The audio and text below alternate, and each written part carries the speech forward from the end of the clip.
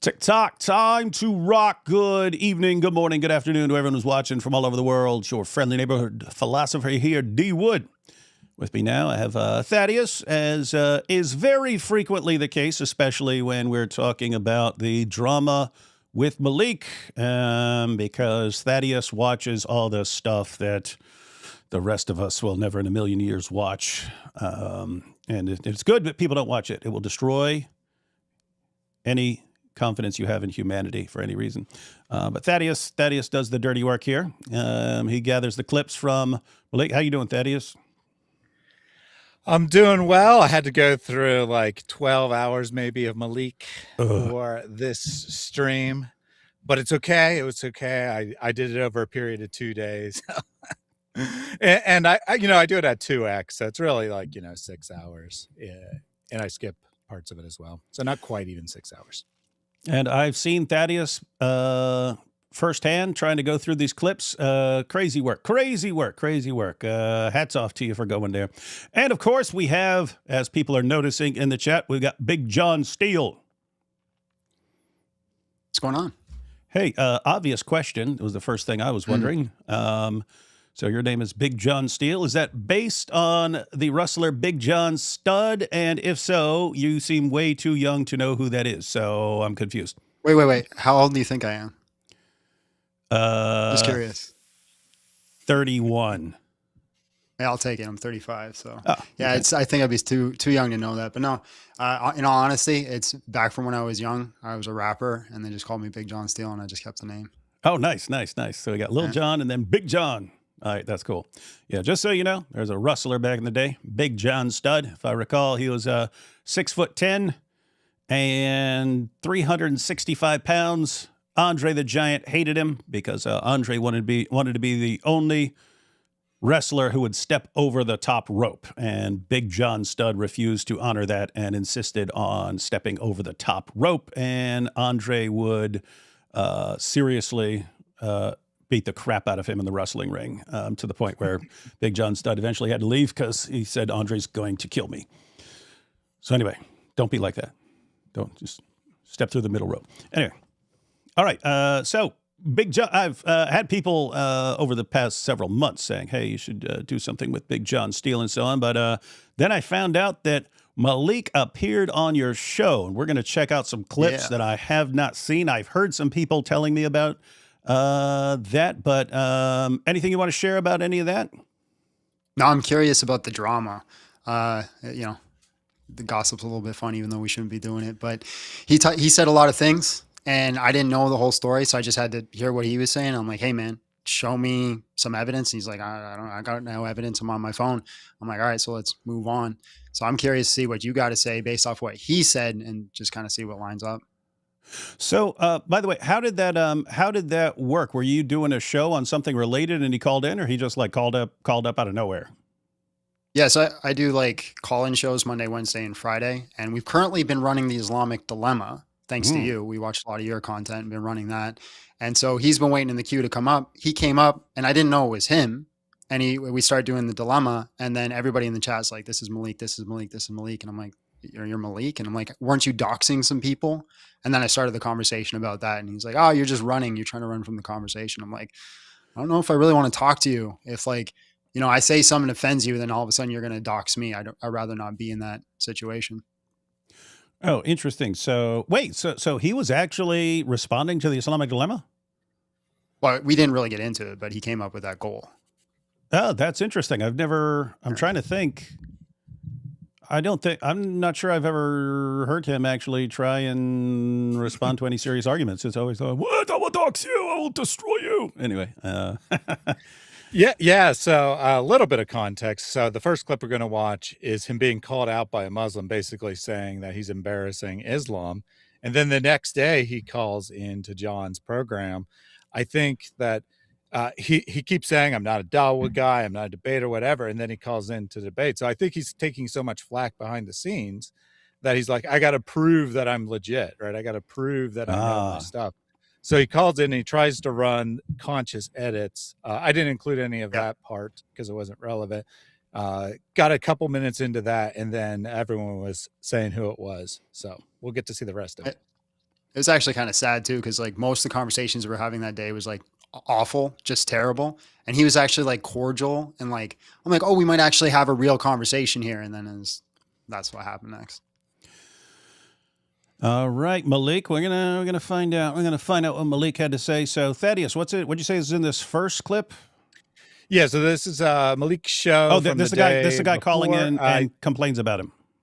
Yeah, I believe it's January 27th is the show. Someone calls in and they kind of have an extended back and forth. The other person is someone who focuses primarily on pro-Palestine stuff. And they're like, you're not supporting us. You're creating all this chaos in the community. True. We're taking flack because of you. Yeah, that's true. And then he's like, well, Palestine's not important. What's important is stopping David Wood. Wait, what? Yep. You have to be exaggerating. There's no way he said that.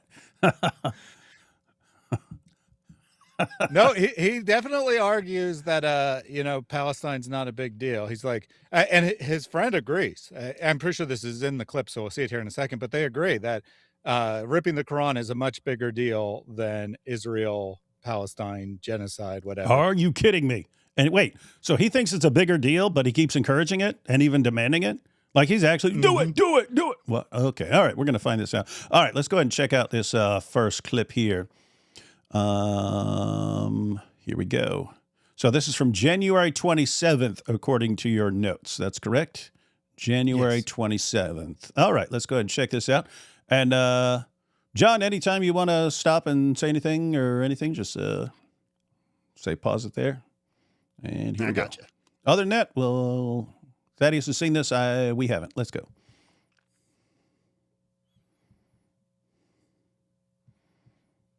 Because of you and your low IQ antics, there's something called the Maleek challenge on X where people are burning the Quran. Every time someone burns the Quran, that's on your head. That's on your head. Wait. Because of your low IQ antics, your docs. Okay. Wait, there's a woman. Yes. What's the woman Maleek challenge? Okay, so the Maleek challenge was he basically got to the point where he understood, hey, if he's doxing people, then we are going to mess up the Quran. Not just me. Everyone's just going to start messing up the Quran until he stops doxing people because he's going after everyone. And he made it clear that he's fine with it and even encourages it because he will break everyone and so on. So then there's the hashtag Maleek challenge, and everyone's been posting videos of them doing weird stuff to the Quran. There was a guy who he like did Vlad the Impaler versus the Quran, and he like impaled all these Quran pages and put the stakes all over his yard and stuff like that. And anyway, it's all kind of like people who are along the lines of, dude, if you're doxing people who are being threatened already, you're seriously endangering the lives. We're not gonna put up with this. So we're gonna make you stop. And so apparently that's what's being complained about here.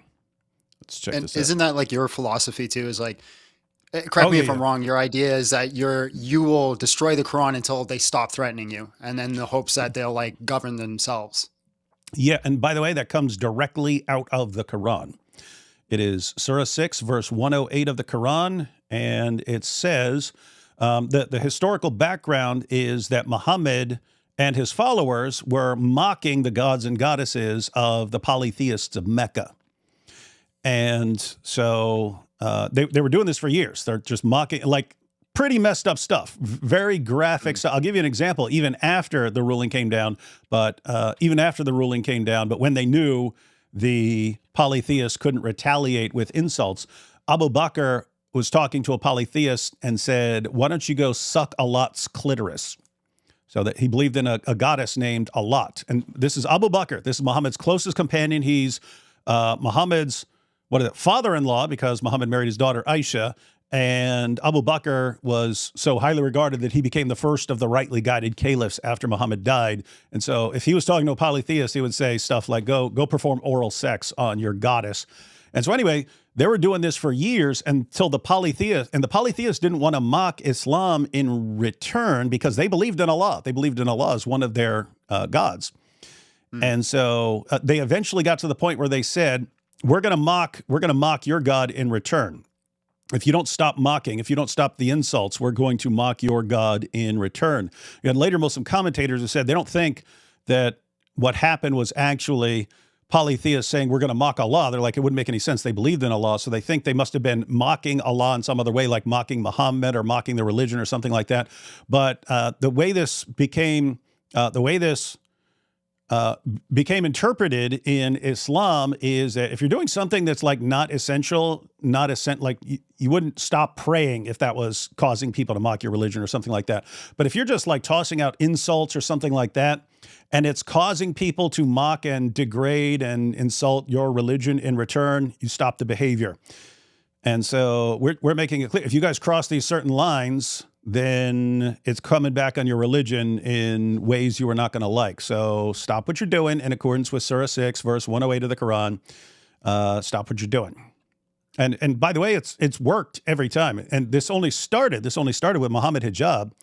He eventually, this was years ago, but he told his followers, hey, stop going after the guys. Stop going after the guys who are criticizing Islam. It doesn't work. Threats don't work. None of this stuff works. Go after their wives. Go after their wives instead. That will bother them. So he was launching this huge campaign of we're going after their wives instead of them. And he starts posting these like veiled threats of rape and torture and so on. And when I saw this, I'd never done anything like this before. I hadn't ripped the Quran. I wasn't posting cartoons of Muhammad. Wasn't doing any of this stuff. And I was like, if you're going in this direction, dude, I will eat your book. And that's when I first took a page out of the Quran and chewed it up and spit it out. And so it was all over that. And guess what? They stopped. They stopped like instantly. Like the next day, they stopped all that stuff because they didn't want to go in that direction. And so it's just a weird situation where we don't want to get violent over this stuff. But if you are doxing people and endangering people, we have to make you stop somehow. And we kind of know a way, according to your Quran, that will work. And so Maleek's just unique in the sense that he doesn't seem to care a whole lot about the damage and destruction he's causing, even though everyone around him is getting really, really upset about it. But, so basically the Quran's a hostage. Yeah, we hold the Quran hostage. I'm thinking I should like have the Quran like tied to a chair, like gagged behind me. And the Quran can have a little sign, why Maleek? And stuff like that. help me, Maleek. That sort of thing.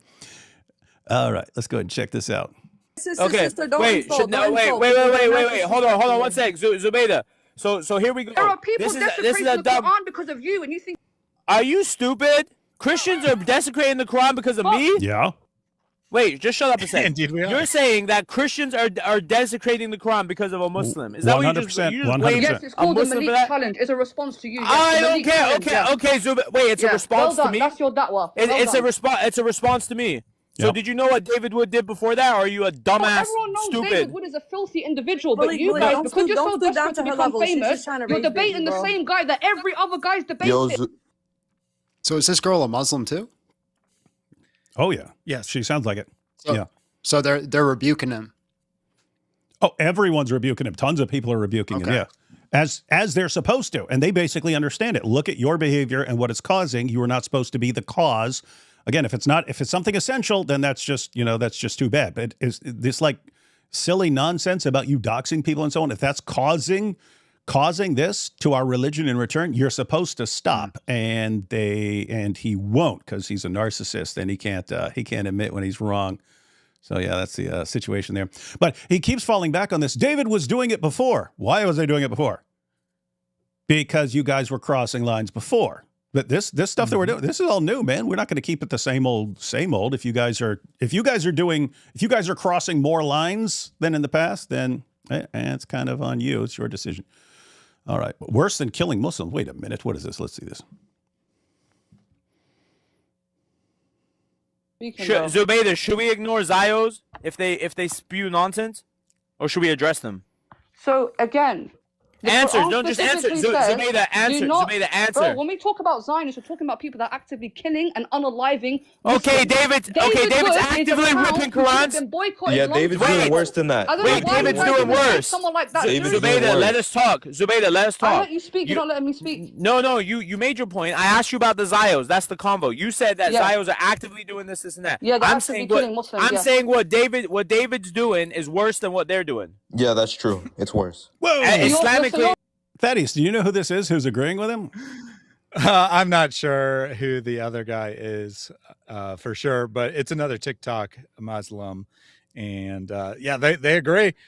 Ripping a Quran is worse than killing Muslims, apparently. Wait, but I'm trying to get my mind around this. He knows, hey, if we do this, this leads to all of this.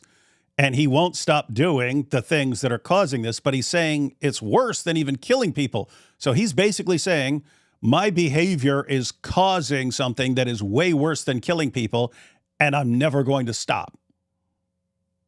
Mm-hmm. Interesting. Glad he admits it, though. So you're saying an innocent child in Gaza who's being killed. It's worse to rip the Quran, yes. Wallahi, yes. Than an innocent child in Gaza, right? That's what she says. An innocent child in Gaza, because that's her big thing, is Palestine. And they're like, yeah, it's worse. It is worse than killing an innocent child. So that's a whole like analogy. Is like, so if you're in a burning building and you have to save a Quran or a child, they're saving the Quran and they're going to let the...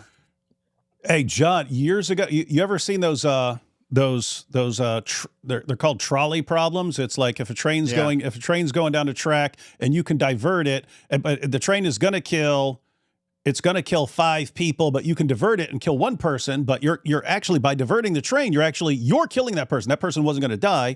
Would you do it? And then you're effectively killing this person, but you're there to, you're saving 5 people and stuff like that. They come up with those as like little thought experiments in ethics. But AP did one of those, and he said the trolley's going down the line and it's going to kill 5 people, or you can divert it and it'll run over a Quran.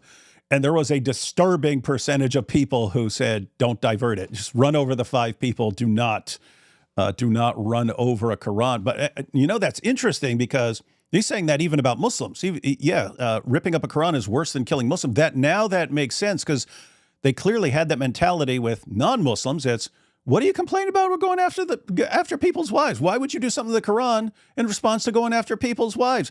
In their minds, like the Quran is so much more important than a human being, like a non-Muslim human being. They can't even get their minds around. You'd be like, whoa, this is so important to us that we will wreck your book. But I mean, think if they think that ripping the Quran is worse than killing Muslims, how much more worse would it be than, doxing Christian women and stuff like that, or going after people's families and so on. So, all right. Well, we now see the perfectly functioning moral compass of these Dawa guys. Do they have something to base that off of, or is it just something they made up? Like, is there a hadith or a tafsir that says this?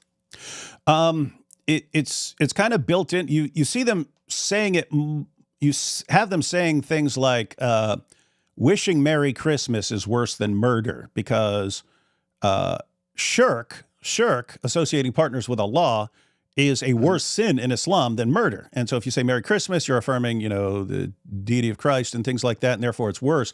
But it became, the idea is insulting Allah and his speech and so on is way worse than anything that could happen to a human being, because that's Allah and you're just mere creatures and so on. Let's see here. Under pressure. What we do to David Wood and how we go about David Wood and his crew for ripping the Quran and stuff, we apply pressure to them and put them in very sticky situations where they have real world consequences. We had people fired from their job. We've had people fired from their jobs. We've had people defunded by people. We've had neighbors. Who did he get fired? Who did he get fired from a job? No, and I think he's trying to he's just taking credit for you, right? Okay. I think so. That was Maleek for me, and he had no idea who I was until this started. Maleek, who did you get fired, Maleek?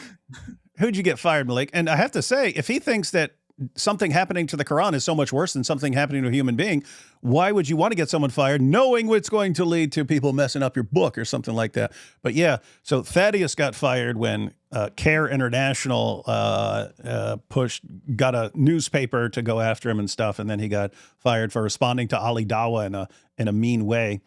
And so now Maleek is taking credit for it. You see what we did, dude? You had nothing to do with it. He's trying to steal the credit from CARE. Oh, my goodness. That was CARE, Maleek, and the Columbus Dispatch, not you. You see what we did? He don't even actually have anything he can really brag about that he has accomplished with all this. So he has to take credit for other people's powerful work. calling the cops on God Logic. Oh yeah, call the cops on God Logic, and now God Logic will have to. Huh? When did he call the cops on God Logic? When they, God Logic showed up to Balboa Park to challenge Sheikh Uthman. Then Sheikh Uthman wouldn't even show up to his own Dawah booth. Yeah, I saw that stuff. Yeah, and so in that context, Maleek had some of his buddies show up to harass God Logic's wife, and so they start harassing his wife. God Logic says he escorts one of them because he's like standing like shoulder to shoulder with God Logic's wife, and God Logic goes over there and says, "Hey, let me move you out of the way," and sort of escorts this guy to a little distance from his wife. Then the guy went right back there, goes right beside her and starts blocking her camera. God Logic pushes his hand away. The guy's phone falls and stuff like that. And so Maleek and his crew decided, now we can call the cops on God Logic. And they're still bragging about that. They're still bragging about that. We harassed women until you pushed our hand away and the guy dropped his phone. You see, we're so strong. So what's his end goal? Is just like what is he trying to achieve? What is the purpose of like this war he's doing? He thinks that if he keeps escalating and going out, he really thought, hey, same mentality as Muhammad Hijab. If I go after all their wives and I start doxing and I put their lives in danger, they'll back down. And that's not happening even slightly. It's all escalating and more people are getting involved and so on. But he's a narcissist. He can't back down. He can't acknowledge that he's wrong. He lashes out at anyone who says he's wrong. You can see it right here. And so basically other people can see, look at what you're causing, and he can't admit it. And he's still delusional. And, oh, yes, I'm eventually going to win all this, and they will all be destroyed and back down. No scenario where that happens. Yes. So for your context, John, Maleek, the way this actually started, no one even knew who Maleek was before December of last year. Like no one knew who he was. He's totally irrelevant. But he had like this failed career in the music industry. And as a result, he like knew the good clubs to go to and such. So the Dawah guys were kind of keeping him around to give him guidance on where to go to get women. And one of them, at least allegedly, called him a secret Jew, a secret Mossad agent. And he got so upset that he did this long live stream where he exposed everything that's happening in the Dawah scene, talking about all the immoral behavior that's constantly going on in the Dawah scene. And of course, they immediately disowned him and threw him under the bus. And then he got this brilliant idea in his mind. Well, I'm going to go after God Logic's wife. That'll get me back in their good graces. And then he starts attacking her, and David rips the Quran, and then it escalated from there. Yeah. So I wasn't even really involved at that point. I had reacted to something he said, but as far as I know, he wasn't attacking me. He went after God Logic's wife. I mean, just think, it was a couple of us, but God Logic was in a stream, and all we were watching was the clips of Maleek exposing and snitching on everybody. And so he's snitching on everybody, and anyone who is remotely connected to the Warner. He's snitching on all the stuff, and it's some seriously messed up stuff. He was snitching on everybody. And we were just going through, whoa, look at this guy exposing everyone. And he didn't like that we were using that material because now, he's become an embarrassment to the Dawah guys. And so his response was, I'll attack God Logic's wife and he looked up pictures of her from when she's like a teenager in a bikini and starts posting the pictures and saying all sorts of nasty stuff about her. And so that was his first instinct. Oh, these guys are going through a video I posted on TikTok. How dare they? I know. I'll go after God Logic's wife. And the idea was this will make them regret ever using anything I posted. And didn't go that way. But yeah, then after that, he decided to start escalating, doxing people. And the mentality was just they will all back down eventually. And no one's backing down. I'm not even aware of anyone who knows us. Like there are Christians online who will say, hey, stop this. You're supposed to turn the other cheek. And they don't know the situation and so on. But as far as people that we actually know, no one is telling us to stop this. Everyone's telling him to stop. And everyone on his side is telling me to stop. Is he the primary doxer? Like, is it just him who's been doing the doxing, or is it like a group of people? He has some people with him where he will dox like someone's number, but then he'll have a group of people who follow him who then all call the number and so on. So he'll like start it and then he'll have some followers doing it. But yeah, he's the primary sort of instigator of everything. So it's not the Dawa guys then. It's not like Libiano and Dean. It's not those guys. It's just Dean and his little crew. Yeah, it's Maleek and his little crew. Yeah, it's Maleek and but I mean he was buddies with all these guys. So he was buddies with all these guys until he started snitching on all of them, and then they supposedly made up, but he had to kind of redeem himself by destroying us, and it's just not working for him. Did he have like anything to back up his claims toward these guys, like what he snitched about? Because you said they were going to find women. I'm assuming not wives. Yeah. Let me see if I can find. I've got the short clips. Let me see if I can find one of the short clips because it was it was like an hour and a half thing of him snitching on everybody. Wow. And let me see what this is. I don't know what some of these are because I just labeled them Maleek and so on for particular live streams, but I don't know what's in there. Let me see. Let me click on it. Oh no, that's a different one. What is this, Thaddeus? So is it really to make me stop? Hang on. Unless you renamed it, it's probably called Alternate Intro. The shortest one. So there was like the 4-minute version you were using. Yeah, where's that one? I want my 4-minute one. Okay, so that one was from the New Year's stream. It's like, if you didn't rename it, it's like 17_Maleek or something like that. Hang on. Let me go back to this clip we were just watching, and then I'll find that one because it is interesting stuff. It is interesting stuff when you see all the stuff this guy was snitching on people for. Let's see. Go back to this one. We'll check out some more of this, and then I'll find a clip. You nonsense? Or should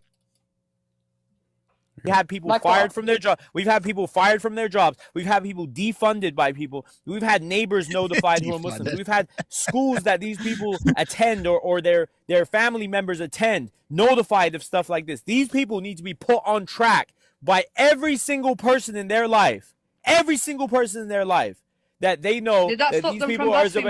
It doesn't. Listen, it's not a. Did Zionism stop because you posted about it? It's not a one-day cause.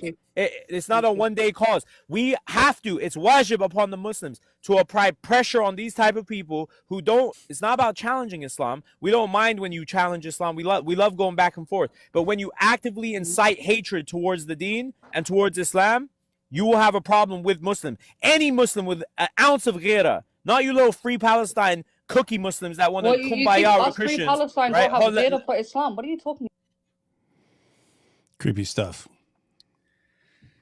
Yeah, and to be clear, listen, what you just did now is you proved to me that you're not willing to go after.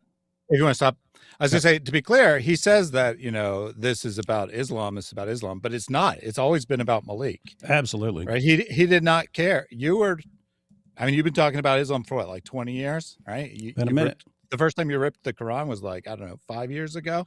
And Maleek didn't care about it. In fact, Maleek was on a live stream with you. He called into God Logic's program when you were on. And you explained why you rip a Quran because he asked. And he's like, yeah, okay, whatever. I'm against it, but it's no big deal. Then it became personal when he was exposed for being a snitch. And then suddenly, it's obligatory for all Muslims to go against David.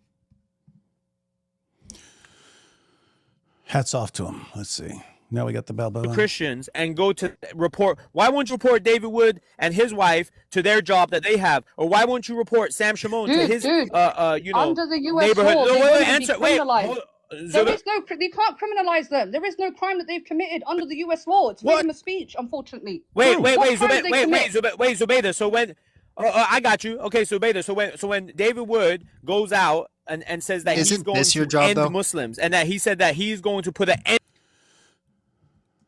Like he's saying, report you to your job. Isn't this your job? Isn't this what you do? So like report you to YouTube? Yeah. Yeah, this is what I do, guys. I'm a YouTuber. So yeah, he would have to report me to YouTube. Hang on. I think I found what the clip was named as far as the one I was originally. Here we go. Hey, wait. So you don't know the stuff he was saying about the Warner and stuff, John?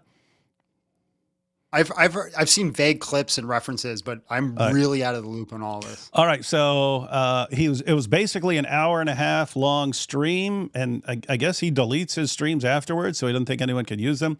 So there was an hour and a half stream. People started recording when he started snitching on everybody, and then Jai chopped one down to like a 17-minute, and then there's like this is like a 4-minute version of just some of the stuff, but. This doesn't even get into seriously some of the messed up stuff, but this is the one that I started using at the beginning, this little combo clip. Let's see. Warner was one of the good ones? Yeah, that's what you think. A lot of these guys give dawah and try to show themselves up as fake people, and I ain't with all that. And especially if you want to cross me, this is really what happened. He called Jake and told Jake, Maleek is an undercover Yahudi. He's an undercover Mossad agent. You can see why people Warner, think that. He denied it. He said, I never called him that. Jake said, guess what, Maleek? I recorded it. Jake plays the whole phone call. What did he say? He called me an undercover agent. Chat, you want to see who Warner really is? I'm the wrong one, Warner. I'm the wrong one? I'll bring all the receipts and evidence. The Warner is probably the fakest of them all. Like, between Libiano, Central, all them, Warner in terms of the Islamic stuff, fakest of them all. You're the one who literally said in front of me and other people that you would take it up the butt as long as it got you into the game to where you could make an influence. Yeah. Wait, like tongue in cheek or like literally? Literally. So you've heard about all this like Diddy stuff and then all this you used to do this similar stuff with the Epstein stuff, but the idea is that there's like the Illuminati, and how do you get in? And they have to initiate you by doing stuff to you. And he's pointing out that, so the Warner thought that since Maleek is a former rapper, that because Maleek, he brags about being important. He's like, oh yeah, I was with 50 Cent and stuff like that. And so he thinks that Maleek knows this stuff. So he was telling Maleek, hey, I'll be initiated. I will take it up the butt in order to get into the Illuminati. And I can see your mind is blown, because ours were too. Like, who goes around? Hey guys, y'all need someone to take it up the butt? I'm your guy. I'll do it. I'll do anything. To be a Dawa guy? Like, that's the goal? Not just to be a Dawa guy, but to get into the Illuminati, which he believes would give him more opportunities in life. That, hey, I'm willing to do whatever the initiation is, and I'm willing to take it up the butt. Okay. All right. Powerful stuff. So, and just real quick, when he was talking about Jake, that is Jake, the Muslim metaphysician that he's referring to. Yeah, that I just debated 3 days ago. Yeah, Jake's been his main ally as far as people in this, more famous people than himself in this. But Warner was his best friend until Warner called him a Jew, and then suddenly he exposes everything Warner does, right? Yeah. All right, let's hear a little more here. Wallahi said that in front of people. You said if I had to take you up the butt one time so I could literally be in the Illuminati, just so I could help people come to Islam, you would. This guy is the biggest pothead on this planet, bro. The guy you take down. Now he's talking about him being a pothead. He's behind. You see the pictures. That's him standing behind Maleek, putting his chain on Maleek, smoking a blunt. And Maleek's now exposing him for being a total pothead and for taking Dawa donations for Qurans, and he actually spends them on drugs. What I'm confused about, he's like, I want to join the Illuminati so I can bring more people to Islam. Mm-hmm. Isn't that like counter? Like, the idea is this would give you so much influence and stuff in the world that you could use it for Dawa. So he's saying, hey, I will sacrifice my butt to the Illuminati in exchange for me becoming the most powerful Dawa guy ever. So the logic here is I will give up my butt so I can submit to Satan so Satan can help me build God's kingdom? That seems like the plan. And if you think, no, these Dawa guys are so great, wait for it. All he does is roll one up. That's all he does. Chat, this guy gets high as hell all day and all night. Well, so, wallahi, may Allah curse me. This guy goes high to the mosque. This guy literally goes to give dawah high every day, or every weekend, sorry. Let me tell you guys something. All they want to do is hide behind the shield of Islam. These shits are private sins. So hold on. if Warner's asking for money for Qurans, but he's going to the dispensary instead, right? If he's going to the dispensary instead, is it Islamically I have to stay quiet? If he's going to the dispensary with the money he's getting for the Qurans, chat, guys, I gave this guy money. I gave this guy money for Qurans. He went to the dispensary. He went to the dispensary and spent my money instead. By the way, guys, you know Warner's been married 9 times? Warner's been married 9 times. 9 times, chat. Muta. This guy's a muta. Bro, this guy went on vacation with a Moroccan girl, married her for 5 minutes, and then divorced her on the way home. If I'm lying, I'm dying. This guy literally, and by the way, you think like he got married 9 times, like that's enough. Brother, this guy's smashing girls every weekend. Maleek, I just smashed this chick. I'm like, bro, why are you even doing that? Well, I have pics on my phone of this guy on FaceTime, bro, with a girl in his bed, lying on his shoulder, bro. Yeah, look at you, bro. So as long as it's kuffar and Christian chicks, I don't care. That's good. That's really good. Hey, So chat, who knows about Warner and Adam? What'd you say? He was responding to the chat there. Someone in the chat was saying, yeah, someone in the chat saying, hey, as long as it's non-Muslims, I don't care what he's doing with them. Having threesomes. You want me to start name dropping your whole life? You and Adam, you telling me about you and Adam doing threesomes together on Dawa trips? And you think Sneeko's any better? Him and Sneeko, bro, I got pictures of him and Sneeko slapping girls' asses, bro. Shit he sent me. I got every. What's up? What's the rule on that? Because like I know they can have concubines, like according to the Quran, right? Yeah. So is there like an idolatry? Can they do that? Like how does that work? It's a kind of a rough situation. So they should not be committing fornication. They are allowed to take captives, and so like when you had you got the grooming gangs in the UK, and you've got Muslims who will condemn it. Oh, that's not part of Islam, and you're allowed to take girls as your captives and do what you want with them. The difference is 14 centuries ago, it was understood you have to conquer the people first. You conquer the people, then you could take all their girls.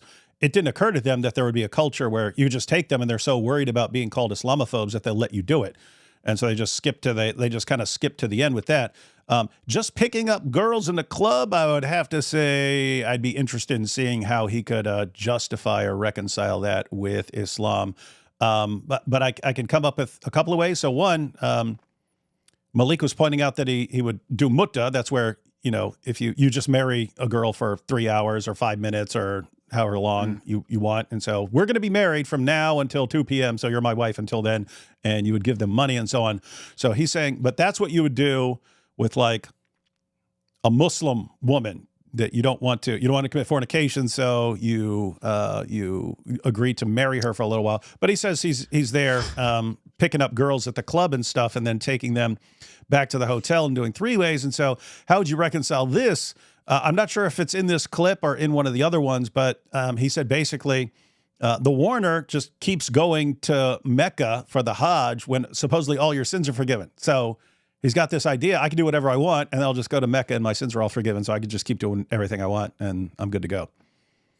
And so if they have multiple wives, are they, you know what I mean? Or does it have to be like a one-on-one endeavor?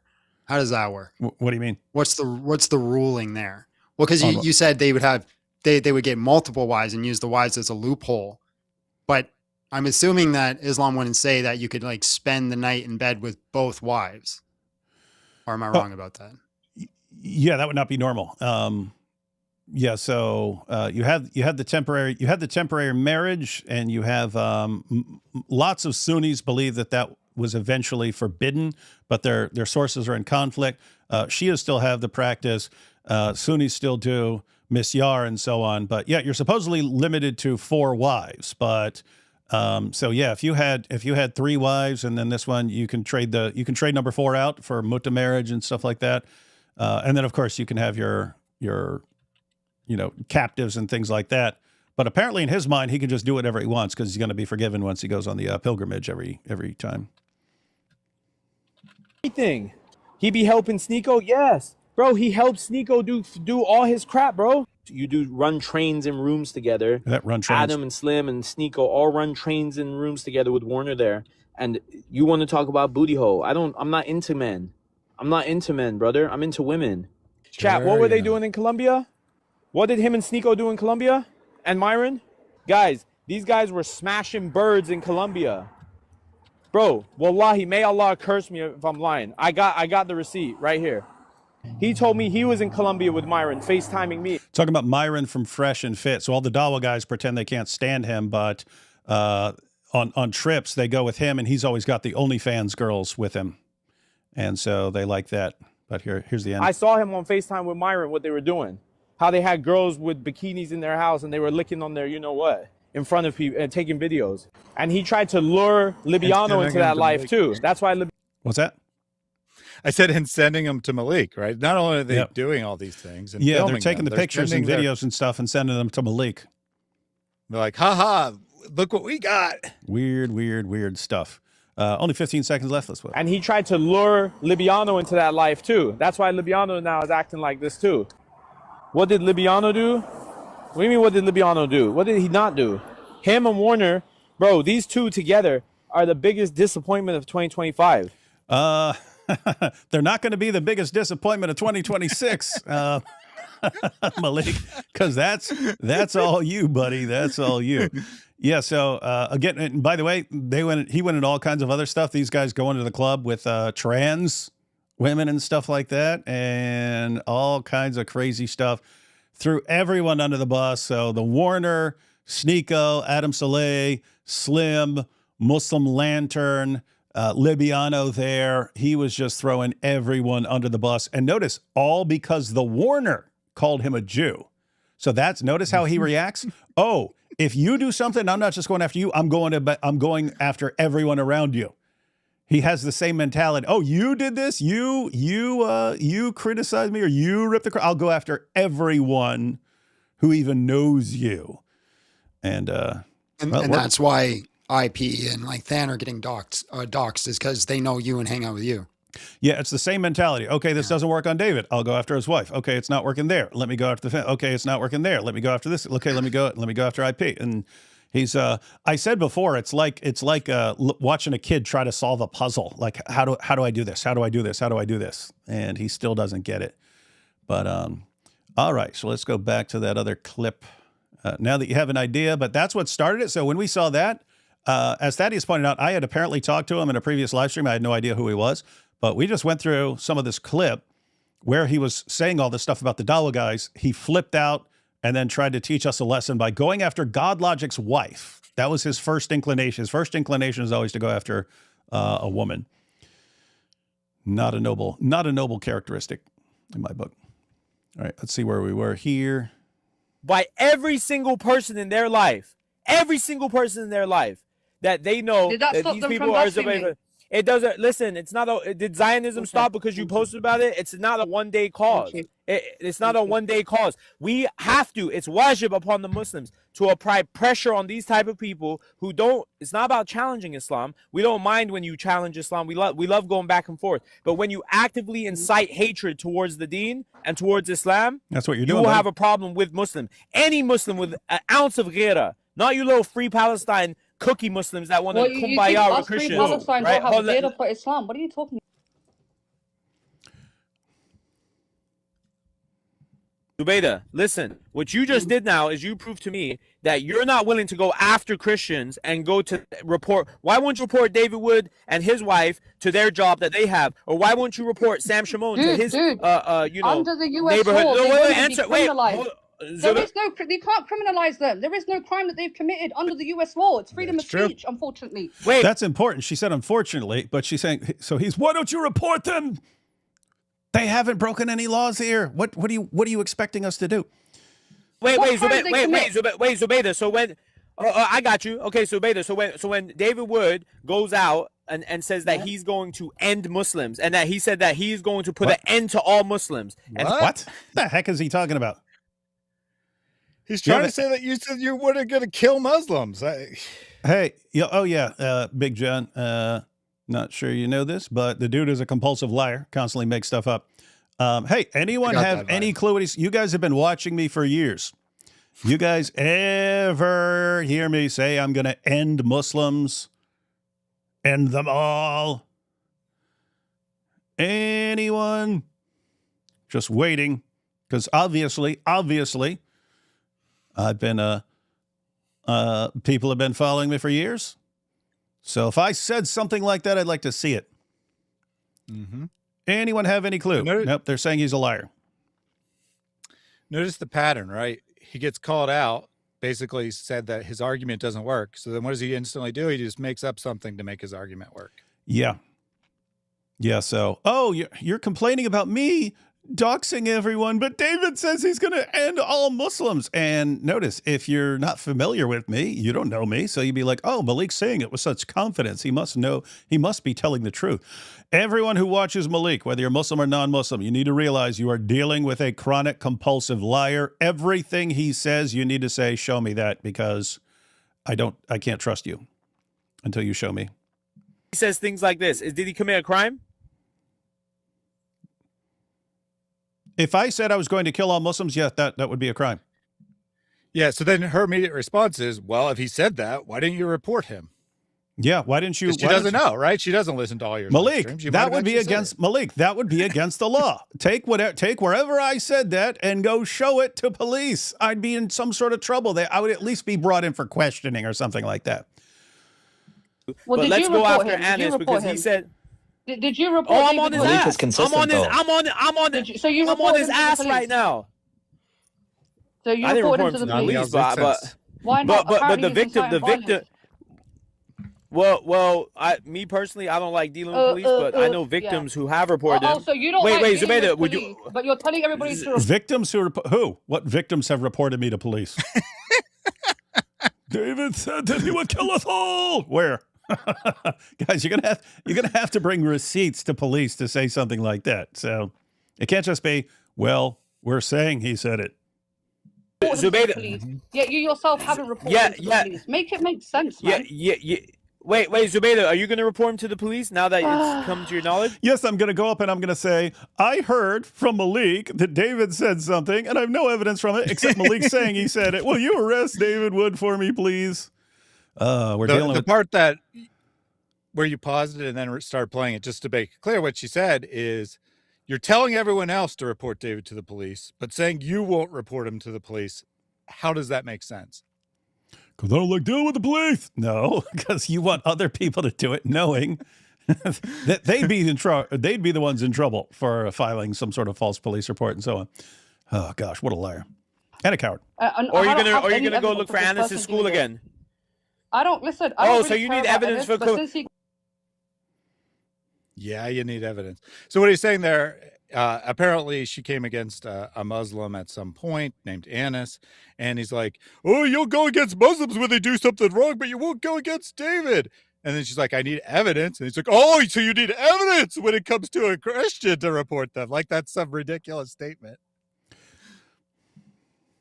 David Wood is like a social prostitute, and you guys are just passing him around between each other. It's embarrassing at this point. Someone like that should be boycotted because what you do is you make him more relevant. People like David Wood need Islam. Islamophobia is an industry, and the only way it can thrive is if Muslims continue to respond.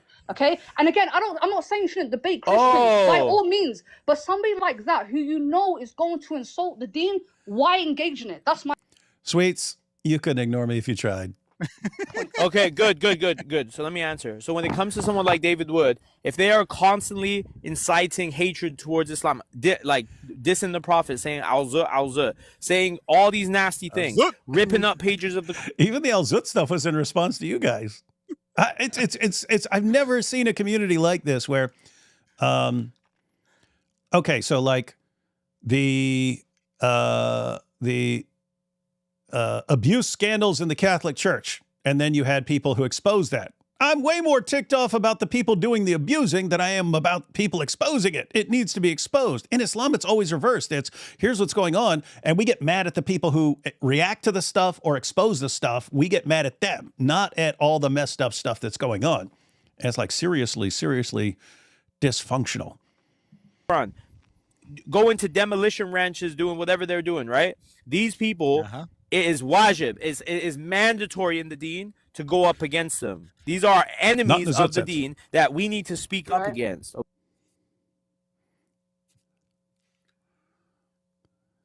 Why don't you be a part of the solution instead of doubting Muslims? But then you're hyping him up, but you're doubting a Muslim. Dude, you're not going to do anything. You're literally a fed. You know?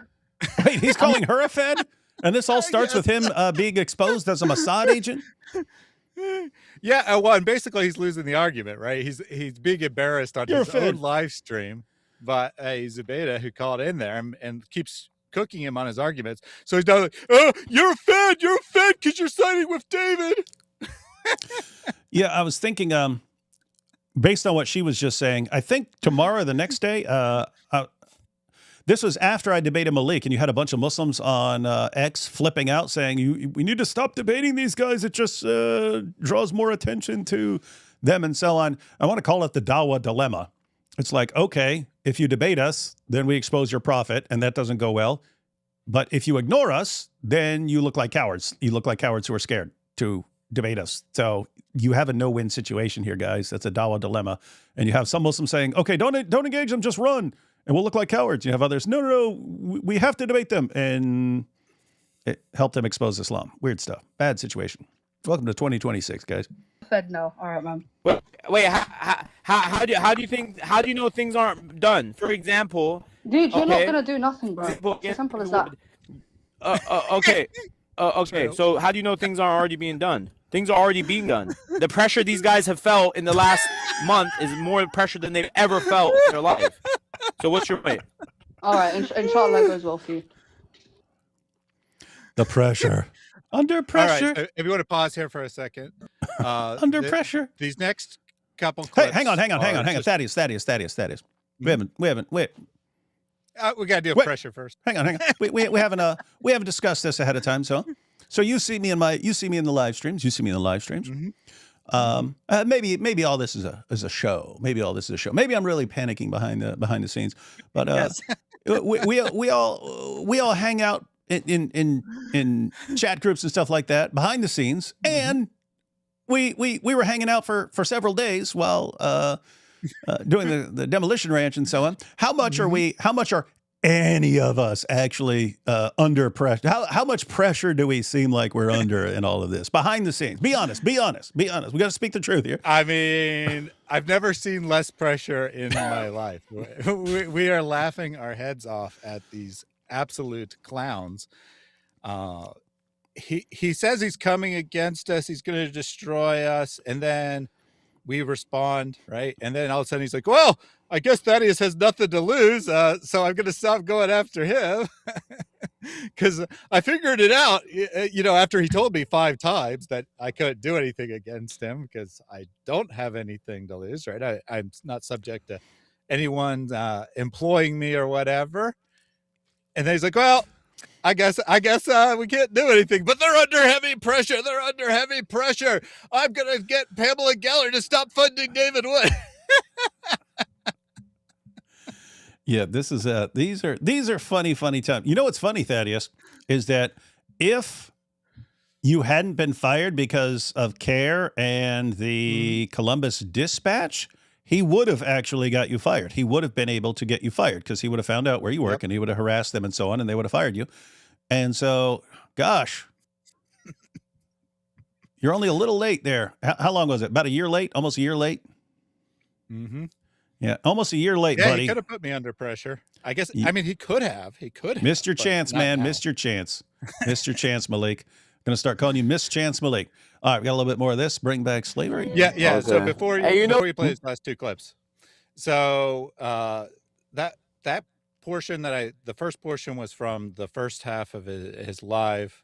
And then in the second half, he spends like 2 hours on an app where you can just be connected to random people, basically making prank phone calls. And I just put a tiny sampling of this in here to show his level of maturity. So in Club Pyru, they're tough gangsters who dox people and make prank phone calls. And go after women and make prank phone calls. We're gangsters. Okay. Hey, you know this guy on the screen? You ever seen this guy on the screen? Wait, what? You ever seen this guy? No, who is that? His name is Thaddeus Billman. He's got caught. He tried to bring back slavery in America. He tried to import America. He tried to import people. We're promoting him because he's a slave owner. We're trying to get him deported. Deported where? Where? Back to the white people land. I don't know where they're at, man, but we gotta get him out of here. He's trying to bring slavery back. What? So for a little while, he pretends to be me, and then most of the time he pretends to be you, David. I just did one of them, but it's the same thing on every call. Every call, it's the same thing as the one you're about to see. Nah. Hey, my name's Diddy David Wood, man. I'm an ICE agent. What's your status in the U.S.?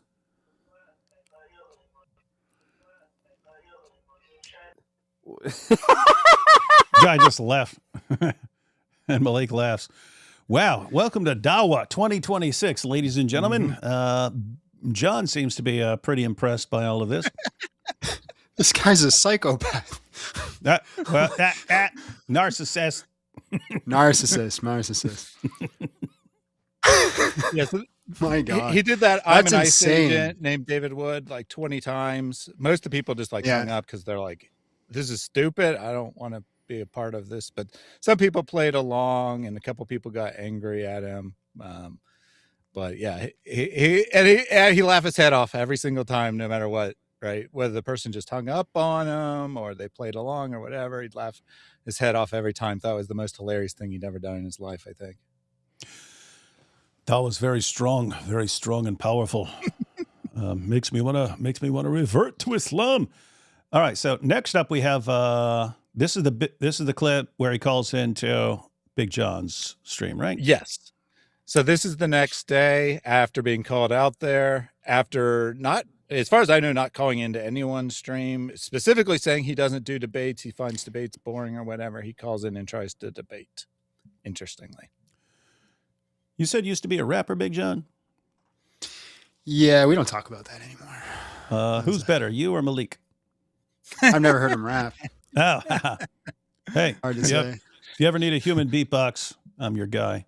Take a couple super chats real quick. Actually, there's a bunch. I'll go through some real quick.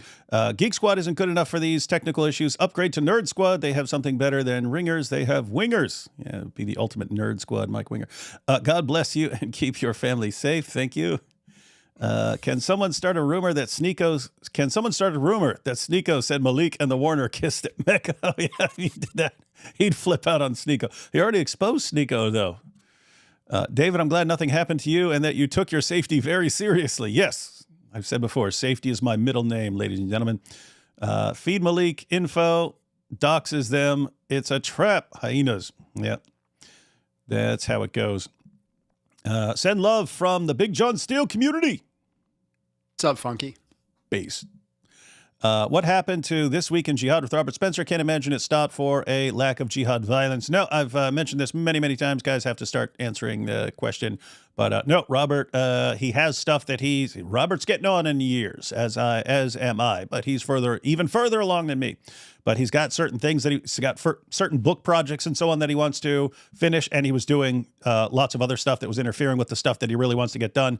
So he had to back off of lots of things. And the weekly show is one of them. Because keep in mind, even though it was only like an hour-long show, he had to prep a lot for it by preparing everything that happened that week in Jihad. He covers it in his articles and stuff, but he still had to do a lot of preparation for the show. So that had to get put aside. Does John get an awesome Quran onesie for coming on? I should get a bunch of those printed up and give them out as rewards and stuff. I would buy one. If you put it on a shop, I would buy one. Oh, that's awesome. I think Elle's going to have to do that. Yeah, she made it. So BJS gang in the house. Convince me win a taco. Big John Steele gang. Is that your fans' name? Big John Steele gang? Or are they just I guess so. I don't know. They came up with it right now. It's not our job to show respect to pagan and demonic religions and their books. The good kings in the Old Testament are the ones who destroyed all the idols. Yep, smashed the sacred stones and so on. The Lord gave Pharaoh so many chances. The consequences snowballed. Still, the Pharaoh scoffed, mocked, and denied the Lord and his servant. Yep, doom's on the way. Muslims believe that Christians are cowards. Salam al-Masih Maloink was at it again, destroying apologists again. Dean responds, and Libiano was his target this time. Lol, that guy is destroying Dawa guys left and right like it's a sport. Yes. So after you talked to him on, the debate after party or whatever you want to call it exactly, and Jake and the other guy there basically were, not supporting him, trying to negotiate and put an end to this. He has flipped out again and has spent the last couple days going off on the entire Dawa scene, saying they're all fake. They're all scammers out for money. None of them actually believe in Islam. So we won't be seeing that today, but I think we'll see that later in the week, perhaps. That'll be good. Well, Quran Desecration Ranch does embolden its enemies and open the floodgates to criticism, so Maleek sees criticism as an existential threat. D. Wood sent you the Why Maleek Quran you wanted. Oh, yeah, I saw that. We'll have that sometime. Some accuse Mike Winger of going after Bethel because he enjoys gossip. As bad as Mike Winger is, I disagree. He'd much rather do a 10-hour stream on Star Trek. So he probably is going after Bethel for altruistic reasons. Agree? That is a good point. If he were doing this just for his own desires, he'd be talking about Star Trek. Sticky pressure is what Mo got from the Al-Zut. Very rude and Islamophobic, guys. This is a Christian channel. Which hadith is the one where Aisha comments on how convenient the revelations from Allah is for Momo? Don't know off the top of my head. I will find it out for you in about 10 seconds. Your Lord hastens to fulfill your wishes and desires. Sahih Bukhari 4788, I believe. Let me see. That's what popped up when I searched for it. Yep, that's one of them. You got multiple ones, but Sahih al-Bukhari 4788. Sahih al-Bukhari 4788. Do you know about that one, Big John? No, that one's new to me. Every time Muhammad would want something, he'd get a revelation saying, "Of course you have this, Muhammad." And Aisha, his child bride, one day says, "Your Lord hastens to satisfy your wishes and desires." And she's clearly doing it. Isn't this convenient? Whereas everyone, yes, she saw how much Allah loved Muhammad. What do pro-Palestine Muslims say when it's brought up that the Quran doesn't mention Palestine or Palestine? In Ohio, the Dawa is just pro-Palestine. Yeah, I don't know. You have children of Israel mentioned over and over and over again, even in connection to land, but I'm not aware of the Quran saying Palestine or Palestinians anywhere. But they could just say different name or something like that. I don't know. Make sure to subscribe and follow John. Yes. Matter of fact, when we're watching a clip, I'll be sure to add that in the description. Thaddeus, you want to put a link to his channel in the... Yeah, I can grab that real quick. I heard Maleek doesn't own a doghouse. Shame. Support. Thank you. Big John's expression when he heard about the Warner was priceless. Oh, you should hear the full clip. Wow. David, I should send you the toilet paper rolls with the Quran written on it. Come on. That doesn't really exist. I survived the 10-hour Al-Zut Remembrance Day stream. Wow, 10 hours. It's quite a stream. Season 4 sucks. Uh-oh. Oh, God. What? That's just a troll from my channel. What? Season 4 what? I really enjoy season 4 of Stranger Things. And so they just constantly come into my live and tell me it sucks. Oh, okay. That makes sense. I was thinking they were talking about season 4 of One Punch Man or something like that. And I'm like, are they up to season 4? No. Tongue-in-cheek was an unfortunate metaphor. It's called Mutta, John. Get it together. Just kidding. Much love, brother. Mutta. Hold up. Wait a minute. In order to marry in Islam, the man has to pay for the wife. Is this implying all women are considered prostitutes in Islam? I have to say, it does seem like that. I mean, it's men provide you with money in exchange for the use of your private parts. It seems like a long term. Yeah. Good night. What? Muslims are what? I feel bad for Stiko. This is, again, very, very Islamophobic. The procedure to become a Muslim is to be sacrificed to Al-Zut. Diddy is the one to ordain the sacrifice. Welcome to the night of Al-Zut. Weird stuff. They have weird rituals. I'll give my butt to the Al-Zut. Watcher Warner? Oh, my goodness. What's going on? Apparently some of Thaddeus's fans came over here. Maleeki is like a toddler stuck in a revolving door. Yeah, he is. Maleek claims D Wood is Shredder when he is Ace Ventura. Let's support our brother in this. 1 Corinthians 12:12-27. I'm just befuddled how quoting their own sources to them could possibly be construed as disrespecting Islam. Silly me. It is weird. I mean, if they'll say, hey, there's nothing wrong with having sex with a 9-year-old girl because Muhammad did it. I'll say, hey, Muhammad had sex with a 9-year-old girl. They go, oh my goodness, you're hurting our feelings. Maleek only tried to become a rapper to get into a Diddy party. When he didn't get an invite, he gave up and switched to Dawah. An open book pop quiz I've known for about a week causes more pressure than an open book pop quiz I've known about for a week causes more pressure than Maleek. That even rhymed, Week and Maleek. D-Wood, I think Jake the metadata unintentionally made the Islamic dilemma better. 931, amazing verse to prove that Allah supported previous scriptures. Yeah, Jake's doing a bang-up job. White people land, does he mean Europe? Mm-hmm. David, it seemed that you and Jake had a bunch of fun at the debate. Good to see he had a sense of humor. Yeah, and in defense of Jake, again, ladies and gentlemen, because everyone's Maleek and all those guys are calling him out, and even lots of other Muslims are calling him out. How dare you be sitting around this guy and be in the presence of this guy and not be flipping out and screaming at him and so on. Jake pretty much the entire time was trying to convince me not to react to Maleek. That's what he was doing. He was trying to convince me not to shred the Quran or do anything else with the Quran. So you Muslims out there who are criticizing him, you're criticizing him for, instead of just yelling at me or something like that, actually trying to persuade me to stop. And so for the life of me, I don't understand why you guys would get mad at him over that. Hope you moved to app building more secure. Oh yeah, I haven't moved yet, but yeah, we're checking on places. We're going to figure it out. You need to make a bacon wrap Quran chain and wear it. D-Wood lives. Take that, Team Dawah. Yeah, I was supposed to die in Houston. Never happened. You suck at killing people, Maleek. Never heard of this so-called Big John Steele. That's Lord Stryker. That's big talk for my lawyer. You might need to bring back the Boom Boom Room. Oh, yeah, the Boom Boom Room. We need Quran onesie with Mohammed on the back. Might have all sorts of onesies. I'm so upset I didn't get to meet y'all at D.C. Someone hit my car. I'm fine. Oh, DebateCon. So I couldn't give y'all the homemade gifts I spent weeks making. Well, we'll see you again at another event. Lubna from Candid with Lubna is reading the Bible these days, and the Muslims are telling her not to read it. These people are so afraid and insecure. Yeah, it's weird. Mm-hmm. Referencing just real quick on Lubna, she's apparently also getting death threats for reading the Bible, right? Muslims are sending her death threats. How dare you read the Bible? We're going to come kill you. Guys, don't make me react to that stuff. I don't like threatening women, especially not for reading the Bible.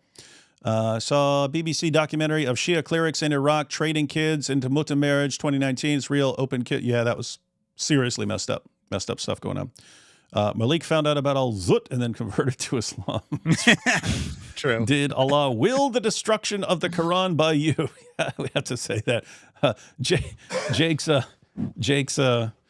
was saying that Allah's the one who wills our actions and so on. So yeah, I should make that. Hey, blame Allah, not me. All right, guys, we ready to check out Maleek calling into Big John Steele's show?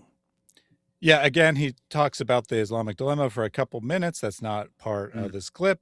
It was actually a pretty good chat. Like you said, it was developing into a nice conversation, and then found out who he was. So, and you did the right thing. You did the right thing confronting him on that. Yeah, it's disappointing because, like I said, it could have been a really good chat. I felt like we could have gone somewhere with it and actually discussed it. I've really been grinding learning the Islamic dilemma the last few weeks, so I was excited to get through these things, and then just ended up being more drama. Well, you messed that one up, Maleek. Is there anything that you touch besides the Warner that doesn't end in complete disaster? Let's see. That's Maleek. People seem to think that this is Maleek. That's fine. Hi, are you Maleek? Yeah. Well, apparently he doxed a bunch of people. Why are you doing that? Well, no, that's not true. I was doxxed by David Wood, and I think you got the story confused. Wait, he said he was doxxed. Hang on. Let's see. That's fine. Hi, are you Maleek? Yeah. Well, apparently he doxed a bunch of people. Why are you doing that? Well, no, that's not true. I was doxxed by David. It's not true that he doxed a bunch of people. I've never seen anyone dox more people than him. What's that? John's reference, he did this 2 years ago as well. He had a doxing spree 2 years ago where David was not even involved at all. He just got upset at God Logic and started doxing a bunch of people on. So he just doxes people he doesn't like. Yeah. He just doxes he uses that as a threat. Disagree with me, say anything to me, say something I don't like, don't do what I say, and I will dox you and dox your family and stuff. Now he says that you doxed him. Did you do that? Not that I'm aware of in any normal use of the word doxing. I'll tell you exactly what happened. So this stuff started. So all we did was watch a clip of him. That was the original thing that happened. And I'm not sure exactly which stream this was in, but he's constantly bragging about being a rapper. I was a rapper. And they would call me because they know I was a rapper and stuff like that and this and that. And then I think it was before a stream, someone was saying that his rap name was Dr. No, it had to be before a stream because I used a picture. I used a picture of him, but they said his rap name's Dr. Maleek.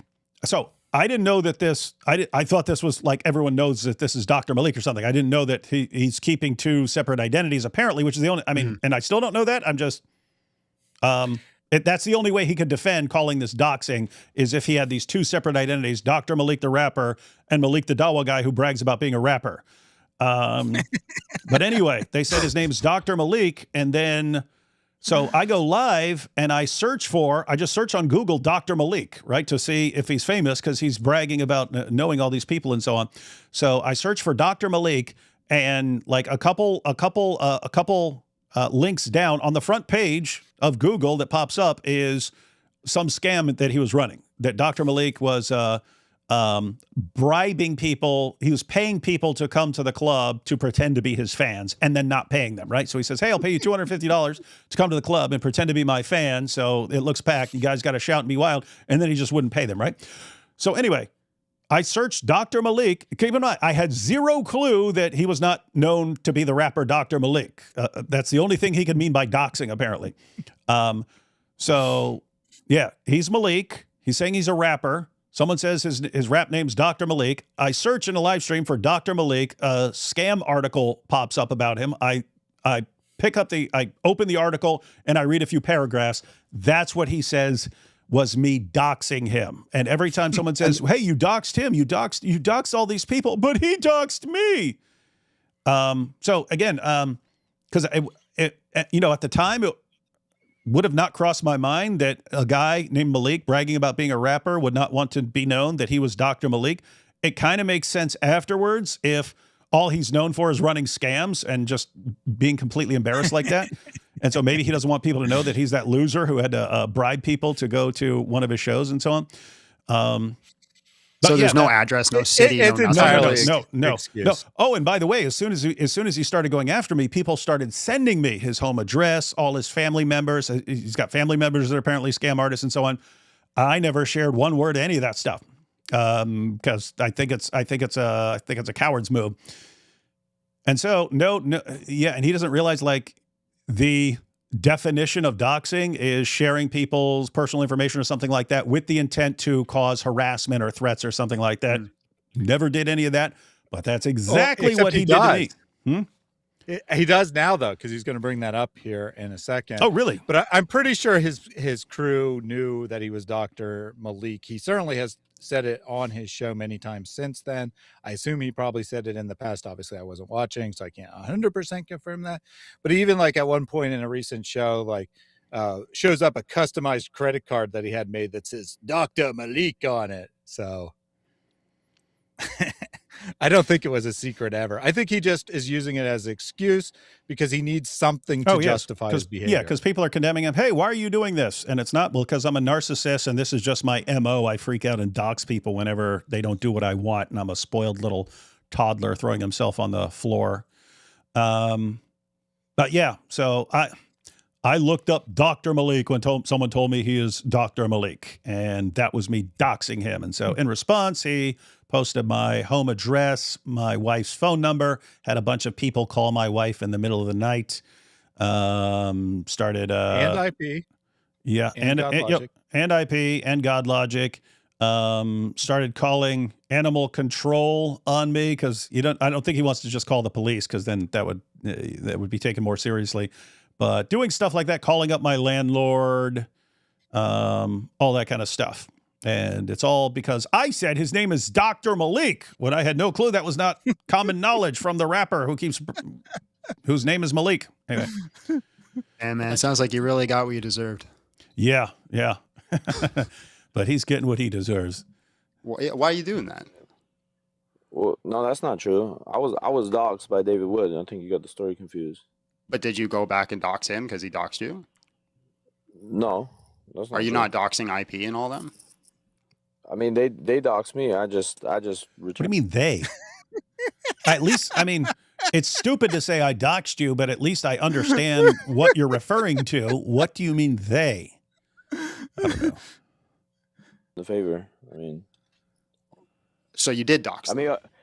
I mean, are we running from the argument right now? Or like, I'm not running. I'm just curious about. Why is Big John still running? I'm not going to kick you. I'm going to engage in the argument. Battery to save me from the shirk of the last caller. Smiley face emoji. Quick thought. Have Muslim callers state age plus sect. It helps panel control, exposes nuance, and avoids one-sided critiques. It spurts show after all. Hold on.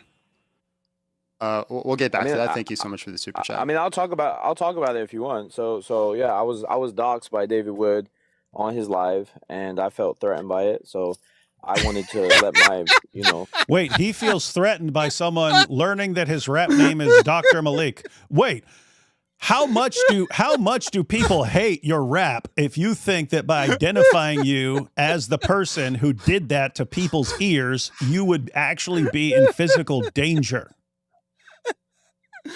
How bad a rapper? I haven't heard any of your songs, and I hope I never will, but how bad were you as a rapper that you think, oh my goodness, if people know that was me, I'm in trouble. I have to go into hiding if people find out I was that rapper. I have listened to a couple of his songs, unfortunately, and I will say that is the most logical argument I've ever heard Maleek make, is that people would be so offended by his music just because it's so bad that they would want to come after him. All right, let's see.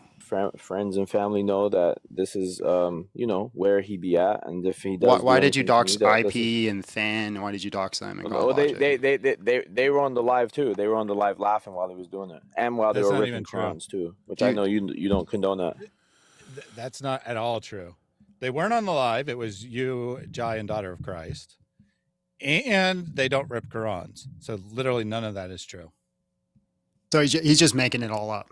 The dude is a chronic liar. Yes, he makes stuff. Well, at least up. he admitted. At least he admitted to doxing you guys.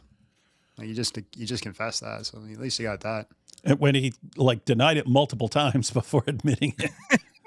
Yeah, 2 seconds before. No, you did good. You pressed him. You did good. He's under pressure. Yeah, he was under pressure. Big John's got him under pressure, ladies and gentlemen. Maleek's feeling the pressure now. Busted him for lying. He tried to come back too on the live after this. He tried to come back up, and I was like, "No, we're not having you back up." But he came back, so I condone ripping a Quran. Are you gonna dox me for if I pulled up my Quran right now and I ripped it? Would you dox me? Wait, why do you think it's okay to rip a Quran? Yeah, because I think it's from Satan. Whoa, hang on, Big John. I had no idea where you stood on this issue. You think it's okay to rip a Quran? Yeah, or were you just saying that hypothetically? No, I'm fine with it. The only reason I won't is because I'm cheap and I don't want to buy a new Quran. Yeah. No, it's actually interesting because when I'm talking about them thinking that doing something to a Quran is so more significant than anything else, that it's more important than even Muslims getting killed and so on, it's like they think that because it's that important to them, they think that other people, even if they don't believe in the Quran, have this high and exalted respect for the Quran, and that we still think it's more important than human lives and stuff. And so they're shocked. Wait a minute, we're threatening women and stuff, and you guys care more about the women than you do about our Quran? What's going on here? Are you insane? Dude, Maleek, If I could protect one woman's life by destroying every Quran on the planet, I would do it in a heartbeat. Like a heartbeat. I do not care about your stupid satanic book that calls us the worst of creatures and orders you to violently subjugate us. We have no respect for your stupid book. The only reason we don't go around doing stuff to the stupid book, apart from, financial considerations and so on, as John pointed out, is whenever possible, we'd like to get along with Muslims. We try to get along with people to have, so we can have good discussions and stuff like that. But if it comes down to it, and we have to, if it comes down to it, and in order to protect people, we got to teach you guys a lesson, do it in a heartbeat. And you can run around all day, oh, look what they're doing to our book. We don't care. We don't care about your stupid book, man. So if you care about your stupid book, you should be the one being very, very nice to people, man. Do you think it's okay to rip other people's books? Well, how about if somebody ripped a Bible? How would you feel about that? I don't care. Don't you think that incites hatred? Yeah, I hate the Islamic religion. That doesn't mean I hate Muslims individually. No, but the religion itself, I do hate. No, I understand. But for example, if somebody went in front of a church and ripped up a Bible, don't you think that Christians would have due cause to feel scared and worried that they might be in harm next? Yeah, you can feel whatever you want. Yeah. Good. So that's just my whole point. We have a lot of Muslims, so your mentality is because he ripped the Quran, you felt like it was okay to dox him and literally put his life on the line. No. He doxed me. He doxed me. He put IP didn't dox you. Than didn't dox you. No, he did. They were there. They were there laughing while he did it. So because they laughed when somebody else doxed, you felt it was okay to dox all of them and put a target on their head and make them feel like they're threatened. Wait. So hold on. So do you not think it's putting a target on people's head when you rip the Quran? Don't you think that incites the? Of course it is. You're inciting hatred. I don't think so. No. And who's getting killed or even slightly at risk of being killed over us eating the Quran or something? I'm not aware of one person actually being in danger because of this. I mean, maybe you. Yeah, me, because who knows what's in that ink and stuff like that. And guys, you don't even know what I go through. I get paper cuts on the. You see me eating a paper, I'm getting little paper cuts on the corners of my mouth pretty regularly. I just take it like I take it like a man, not like the Warner, but I take it like a man. Anyway. I mean, when you did the whole fire pit and you blew out the alcohol. Oh yeah, that was cool. I was like, bro, that's a big risk there. So oh no, I didn't know if that was actually going to work till I did it. I did it once before that, but I wasn't close enough to light everything up. But I'd watched a video because I wanted to know what am I supposed to get? So I looked it up, like the fire breathing and stuff like that, and. They said it starts potentially igniting the vapor around 80 proof, but then the guy said, don't do something like Everclear that's like 190 proof. They said as soon as it hits a fire, it's going to light up your entire mouth and light your face on fire. And so don't go to 190 proof. But the guy was testing various proofs, and right around 150 is like the borderline before where it might ignite the liquid. Because the idea is you want it to ignite the vapor from the liquid, but not the liquid itself. And so right around 150 proof was the borderline. And so I got this 151 proof rum, but I didn't know until I actually blew it. I didn't know if it was going to light my face up. And so fortunately it didn't. And it just looks super cool. The amount of work that you put in for people to burn the Quran is just... Yeah, keep in mind, I'm putting my whole face at risk here, guys. I'm putting my whole face at risk of being burned off. All for you guys. Yeah, it was like a 1.5, 2-minute video, something like that. And we probably had at least 20 minutes of planning, and then we had to go buy the alcohol. I mean, there's probably 2 hours of work in that 2-minute video. Yeah, and then the risk of burning my whole face off.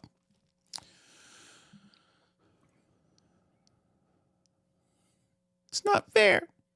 Your solution to people being mad at you or threatening your religion by ripping a book is to put a green light on all of their heads. Well, John, I think it's not fair that David Wood comes out and says he raped a 13 and 15-year-old, and Christians are still okay. Never said it. Dealing with somebody like that. Nobody's okay with the fact he did that. Is any Christian here okay with the fact that he did that? By sitting with him and dealing with him still, what does that insinuate? Yeah, that's the whole point of the Christian narrative is forgiveness. You know that, right? Okay, good. So let's flip it backwards then. So what you're doing is you're dodging. You're shifting. You're shifting. I'm telling you what it is, but I'm saying it was done to me first. I have no problem with retaliation, and it goes completely with the Quran and with the Bible. So retaliating if you hold up. So this is what I find interesting. So I admitted during a live stream that when I was 18 years old, I slept with 2 underage teenage girls, and it's not the law in Virginia where this occurred, but it is the law in various states that would be considered statutory rape. And so you could call it, as far as I'm concerned, if you want to call it that, then yeah, no problem. I have not seen one person defend that as good or okay or anything like that. Not aware of anyone defending it.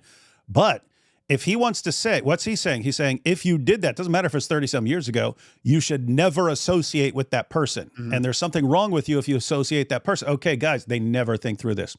If you're saying an 18-year-old having sex with 2 teenage girls is an unforgivable thing that no one should ever associate with you after that point.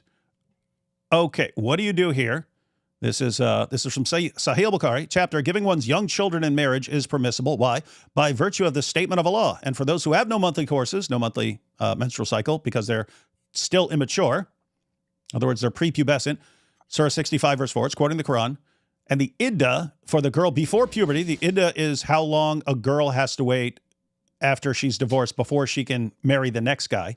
The iddah for the girl before puberty is 3 months. So if a man marries, has sex with, and divorces a girl, how long does the girl, the prepubescent girl, have to wait before she can marry the next guy?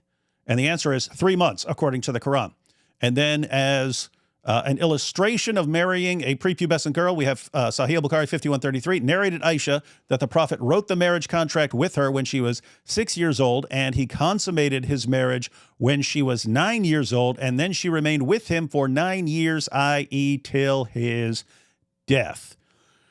Interesting. One more little passage here. We have tons of these guys. We have over 200 Muslim sources talking about Muhammad's marriage to a 6 or 7 year old and his consummating the marriage when she was 9. But look at this one. Sahih Bukhari 6130, narrated Aisha, I used to play with the dolls in the presence of the Prophet, and my girlfriends also used to play with me. When Allah's messenger used to enter my dwelling place, they used to hide themselves, but the Prophet would call them to join and play with me. The playing with dolls and similar images is forbidden, but it was allowed for Aisha at that time as she was a little girl not yet reached the age of puberty. Isn't that interesting? So if someone, even an 18-year-old, has sex with a teenage girl, then no one should ever listen to or associate with that person ever again. Okay, Maleek, how are you not getting this? Your prophet, when he was 54 years old enough to be her great-grandfather, had sex with a prepubescent 9-year-old girl. According to you, should any of you associate with him or follow him? Should any of us take him seriously? I'll take your silence as an admission. Don't you remember playing with dolls means she wasn't a child? Oh, yeah. I forgot that. Yes. Big John has heard of Junior. Your mentality is that if you feel slightly threatened, put a green light on everybody else. Why didn't you just go to the police? No, I got doxxed first. Yeah, why didn't you go to the police then? Because police would have giggled him out of the precinct. That's not something that I believe in. You don't believe in going to... Thaddeus, isn't he the guy who's bragging about getting God Logic a citation where he has to appear in court? Yes. Now, in fairness, he does claim that he had nothing to do with it. He has no idea it happened. But he spent like 2 hours every 30 seconds going, look him up. This is the best day ever. God Logic, he's got a charge. He's going to jail. And there's the guy who claims he doesn't want to talk to the police. Yeah, and it's just hilarious because this is the biggest snitch I've ever seen in my entire life. I've never seen a bigger snitch than this. I mean, there are some snitches. But this guy's like the king of snitches. He just instantly starts snitching on everyone as the moment he's slightly offended or annoyed. But he wouldn't go to police, right? The world's biggest snitch wouldn't go to police, right? No. Right. Yeah. He snitched on everyone in December. And then he got backlash for that. So then he started doxing everyone, which is also snitching in a different way. And that apparently backfired. So now he's back to snitching on all the Dawa guys again the last couple of days. Yeah, snitching on the Dawa guys now, but he doesn't believe in going to the cops. No, Maleek, just be honest for 5 seconds of your life. Be honest for 5 seconds of your life. You know you're not doxxed. You know if you go in there and say, but he looked up my rap name and said that my rap name is Dr. Maleek. And they're going to say, yeah, and? And what? But I feel like I'm in there. Shut up. Get out of here, man. The authorities and following, due justice? Well, I mean, no, me personally, I don't believe in that. So noble. Such a noble man. Yeah, I don't believe in doing that because my thing is that if they dox me and if I got harmed, I think that would show the fruits of Christianity a lot more. I'm willing to take the fall if that's how they feel, because I do. But then you did that to them, so then wouldn't that show the fruits of Islam? Yeah. Wait, yeah, retaliation. I mean, the Torah says an eye for an eye, a tooth for a tooth. Isn't that what Yahweh said? So the whole message of Islam is retaliation. Yeah, and let's hold on. Let's just say even if the that's Torah, the message of the Torah. Yeah. So the Torah, which again we're not under the Mosaic law, but let's grant and say that we are, right?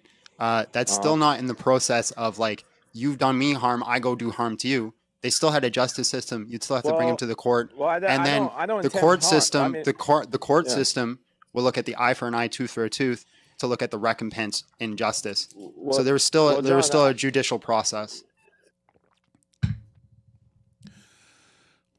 I don't believe in going to the police. I believe in going after God Logic's wife and posting pictures of her in bikini. Yeah, see, I'm so noble. What a dork. And then going to the police afterwards. Yeah, and then running to police. Gosh.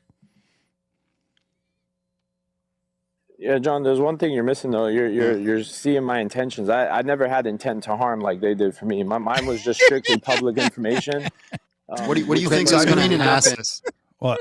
Did he make a video saying that he's putting money out for a hit on you, or is that a rumor? All that context is next. Yeah. So, okay. Yeah. So even before we started, he was posting because people started saying to him, dude, you're going up against a guy who tried to, brutally murder his dad with a hammer. You seriously think this guy's going to back down from you? Something along those lines, because he started responding. He goes, that ain't nothing. Making people disappear? Now that's something. Making people disappear. If you can make people disappear. So he started saying that. And then along the way, he's just been antagonizing his followers when he's giving out the personal information, asking his followers who's going to stand up for Islam and so on. And then he started, and I'm guessing Thaddeus is going to show these clips here, but, you get to Houston, pop, and all this stuff, and then flashing cash, this on your head for what you've done. But yeah, he intends no harm by any of this. None of this. None is no harm. Yep. No intent to harm. I got about 6 or 8 of the clips. It's not even half of the clips of him making threats and instigating his audience. Let's see. To doxing people publicly. What do you think is going to happen? To people who are controversial online, what do you think is going to happen when you dox them? That people are going to drive by their house and give them a hug and try to convince them of their ways? Also, well, luckily the law doesn't care for that. The law cares about my intent when I do something. My intent obviously was never to harm. Theirs was to harm, which David made clear multiple times. Their intent was, you see how this guy, their intent was to harm. Their intent was to harm, which they've declared multiple times. We didn't give out your address, your phone number, any of that stuff. You gave, but I mean, just think, what could the intent possibly be? Hey, everyone, I'm posting this guy's home address. What John asked, what, to give him a hug? Why? What would be the point of posting that information? Why? What would that be? No, I don't intend any harm. What a coward. Mm-hmm. Can you cite me a source where David specifically doxed you with the intent to harm you? Wow. Yeah, it was in. Oh gosh, you picked up on it already, man. That you need to ask this guy. Show me anything you're saying. You need to show me because you're a compulsive liar. That's good. Well, he doubled back on himself 6 times up to this point. Like he said one thing and then said another and another and another. I'm like, this guy is just lying out of his butt right now. Like he's not one thing he's saying is true. It's really I mean, there needs to be a huge emphasis on this because everywhere on X and everything else, people just say something and then everyone in the comment, even if they're like responding to it and disagreeing with it, it doesn't occur to them to hey, did you just make that up? Show me what you just said. They'll just run with it as like, oh, this person said it and this person must know what he's talking about and so on. So, I mean, it's just interesting, like because you had the files that came out and so on, but you have Muslims running with it. You see, this is what Western culture is and so on. And then people respond to that by bringing up Muhammad and Aisha. And then they keep responding, no, once she's reached puberty, but people that start responding, okay, just because she's reached puberty doesn't mean, it's like, she hadn't reached puberty. According to the sources, she hadn't reached puberty. Like, but people just take it. They say, oh, because she's reached puberty, it's okay. People start responding to that as if it's true. We're in a situation where lots of people lie constantly, and everyone, you just got to get in the habit. Show me the source for that. They may be telling the truth sometimes. Sometimes if they're saying something, you're not sure about it, they may be telling the truth, but hey, give me the source on that. Well, one thing I really noticed specifically with the Aisha thing is like everybody's always, because that is a main conversation on my channel, because that's one of the things that really drives me, is they'll say that Aisha was mature. And then they're like, here's a standard where it says you need to be mature.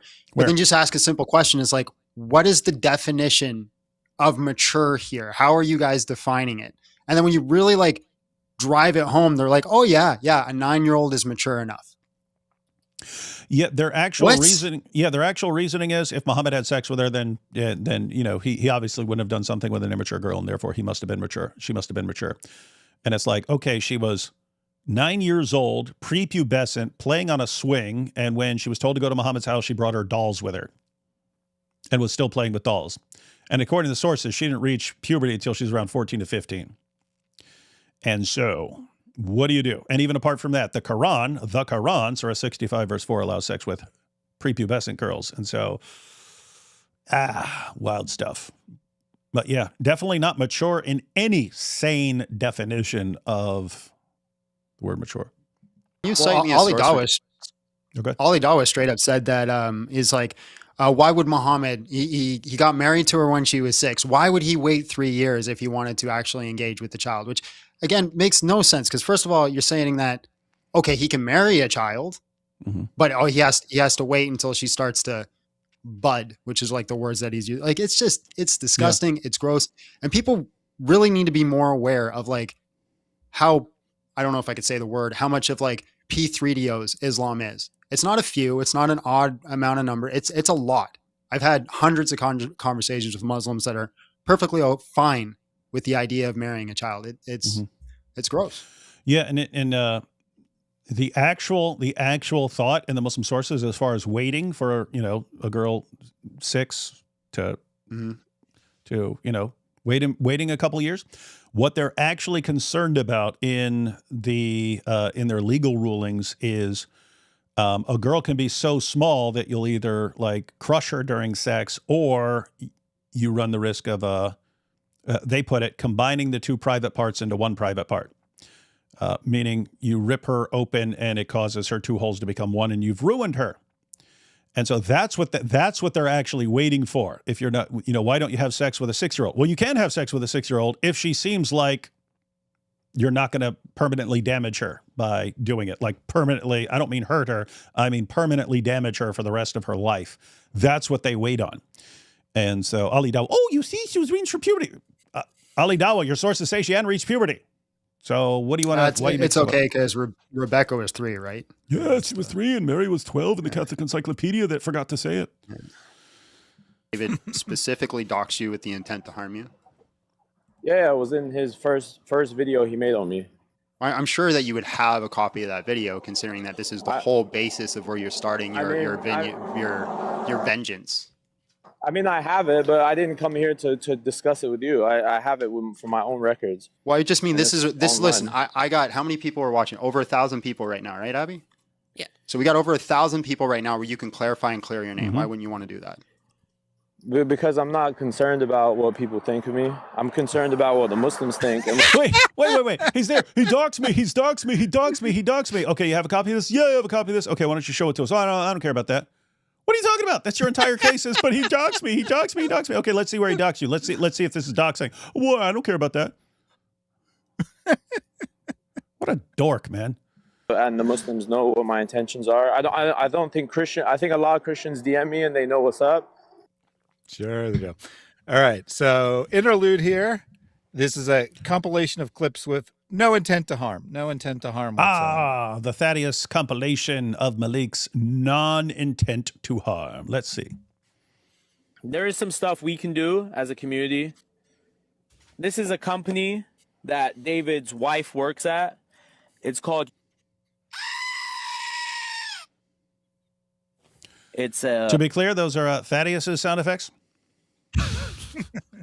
Yeah, that's Thaddeus covering up the doxing. That's a sensor noise. Yeah. By the way, guys, that's a place my wife volunteers at. He had his people scream against a place that she volunteers at. Company, if you Google it, based in West Virginia.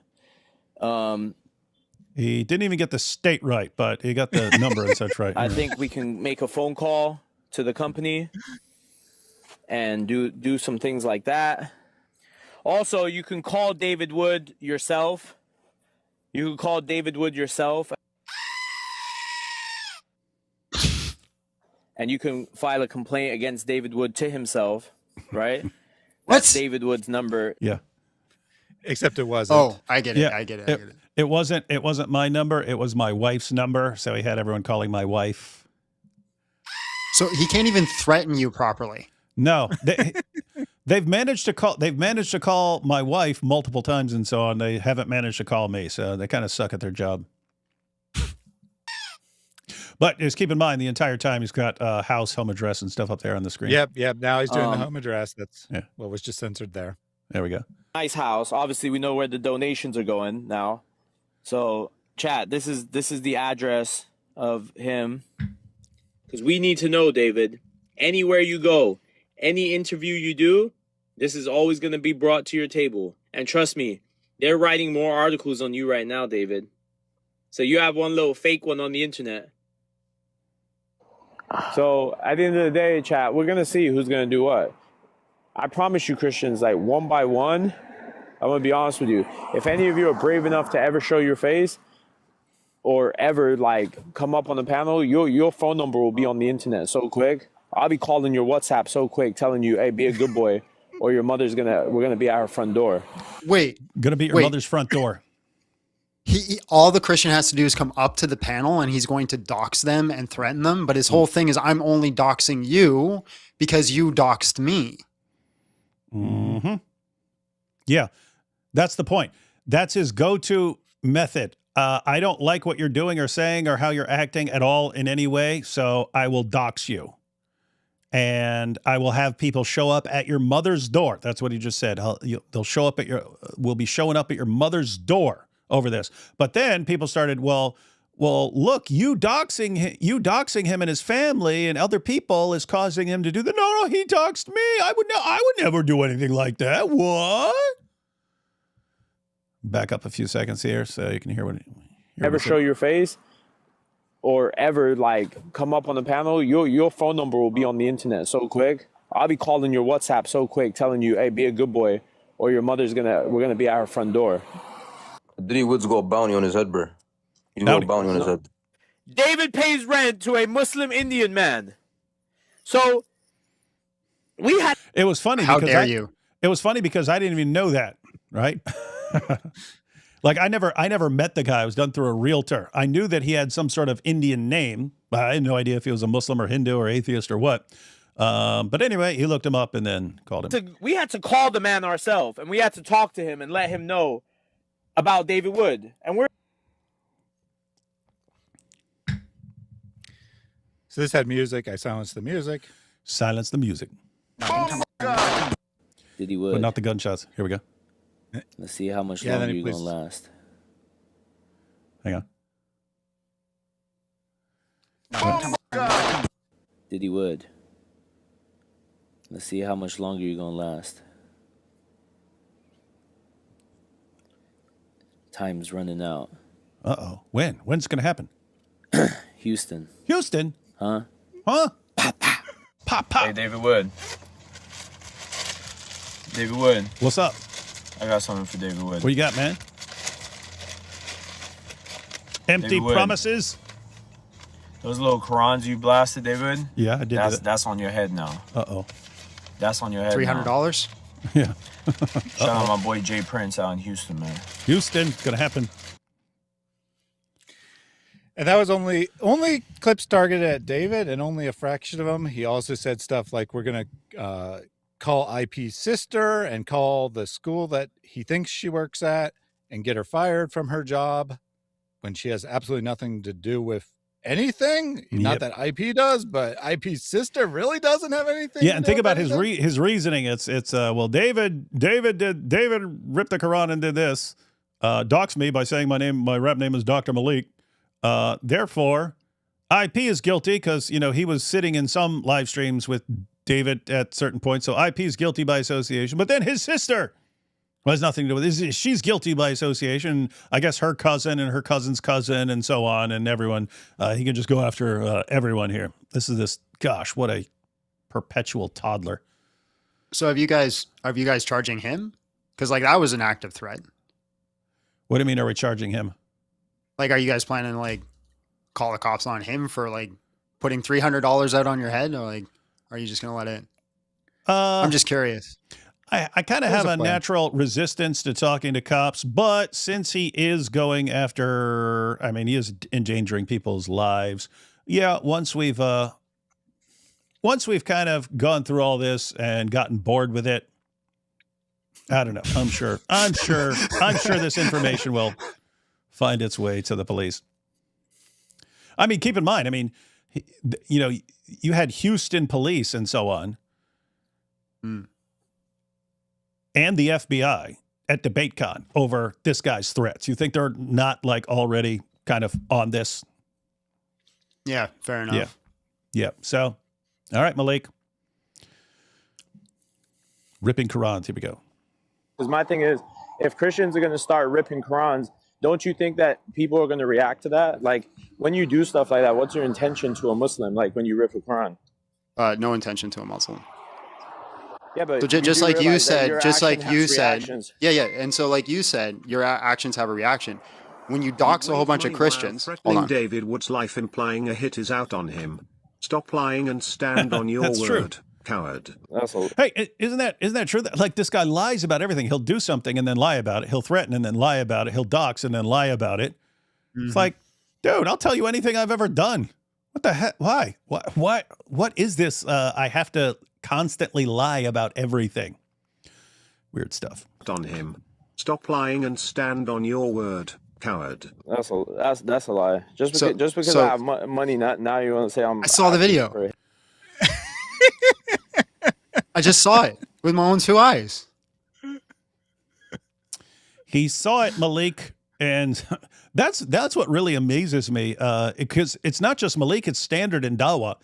They will lie in the moment and not seem to care even slightly that someone could just look it up later on and say, "Oh, you were lying," and they just don't. They never care about that. It's I don't care if you expose me as a liar later, as long as I can lie to you right now.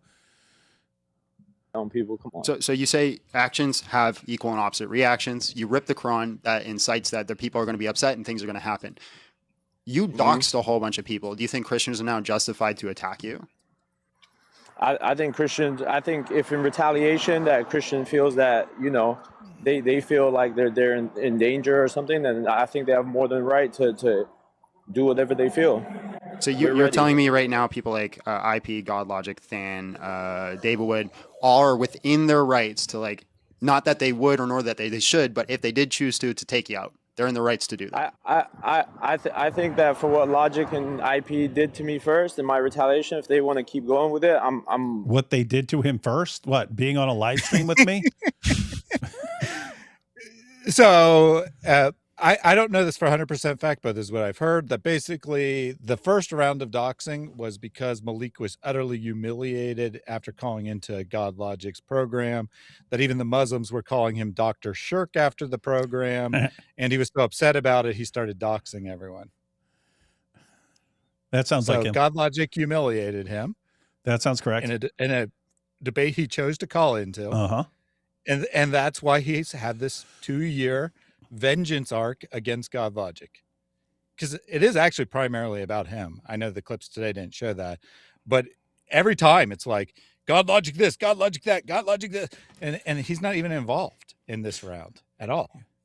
Yeah, and John, notice in, even the short version of the of him exposing all his Dawa bros, he knew all about this stuff for years, that what these guys are doing, that they're, in his words, going around smashing hoes, that they're using Dawa donations to buy drugs, that they're going to the club, they're going to clubs with trans women, they're going running trains on girls, having three-ways with girls and stuff like that. They're doing all this stuff. He never exposed them for any of this until someone called him a Jew. Then he started exposing all of them. And so, like, you think of like, hey, they're doing all this extremely messed up stuff according to what they're doing, all this really, really, really messed up stuff. Hey, I'm giving you money to buy Qurans to hand out and spending it on drugs, things like that. What's the problem with any of that? Nothing is worthy of being exposed there unless you say something about him. Then it's, now it's war. You said something about me. That's why basically his feelings get narcissist. hurt and he just goes on the attack. Yep. Yeah. Like okay. he is a narcissist with the psychology of a toddler throwing himself on the floor in the checkout aisle at Walmart because his mommy wouldn't buy him Skittles. That's what he is. That's Maleek in a nutshell. I'm more than available to keep going too. I want no problems, but if someone wants a problem, no problem. But that's not the question I asked you. Are they within their rights to do that? They have, God gave us all free will. They're within their rights to try and do whatever they want. I just say, proceed with caution. There'd be no sin, no issue with that. It's just, no sin. You two got beef with each other, and according to law's ways, you guys should duke it out in the rings with knives. Hey, like I said, we could do whatever we want. I'm just here to debate. There you go. You can settle your guys' beef. Just go in the ring with knives. Exactly. Anyone think 5 Maleeks would stand a chance against me? Oh gosh. Congratulations to Maleek for the Quran destruction he started. And DW didn't dox you. He looked up available info about you, found out you were a rapper, and you went after his wife. Perfect. So thank you for admitting that. Notice that person had the exact same explanation I had. Dox me, and any you just info said that you I didn't found up on dox you. No, but he said he looked up available information online about me. That's all I did too. So David Wood's an online personality, right? If you type in David Wood on Google, you'll find all his info that I put out. Look, man, I'm just saying you could clear your name right now in a lot of ways by just showing me the video where he doxed you. Look, all I'm gonna say, I don't have the video on me. I'm taking a walk. But look, I am a patient guy, man. You can leave the app. I'll wait. You can find it. You pull it up. Send it to me. That's really good, John. You're not letting him wriggle out of that one. It's very, very, very simple, Maleek. Show us where David doxed you. John, look, I can say it to you privately if you want, and you could come online and I don't feel comfortable. I don't feel comfortable opening up a private dialogue with you because I don't know if you're going to dox me. Okay, wait. Why would I dox you if you? Well, I just said I would rip the Quran. That's one thing. Well, I mean, have you done it? I mean, you say you would, but I think you're just stunting to your followers. I don't think you'd actually do it. Here's the thing. If I pull up my Quran right now and rip it, would you dox me? Just go ahead and do it. Answer the question. I don't do hypotheticals, bro. Just if you want to do something, do it. Right. Just show your followers what you would do. He sure wants him to rip that Quran, doesn't he? I've never seen any Muslim. I've never seen any Muslim who constantly incites people to rip the Quran and destroy the Quran than this guy. Like every other Muslim, no, don't do that, don't do that, don't do that, don't do that, please, please, please don't do that. And he's like, do it.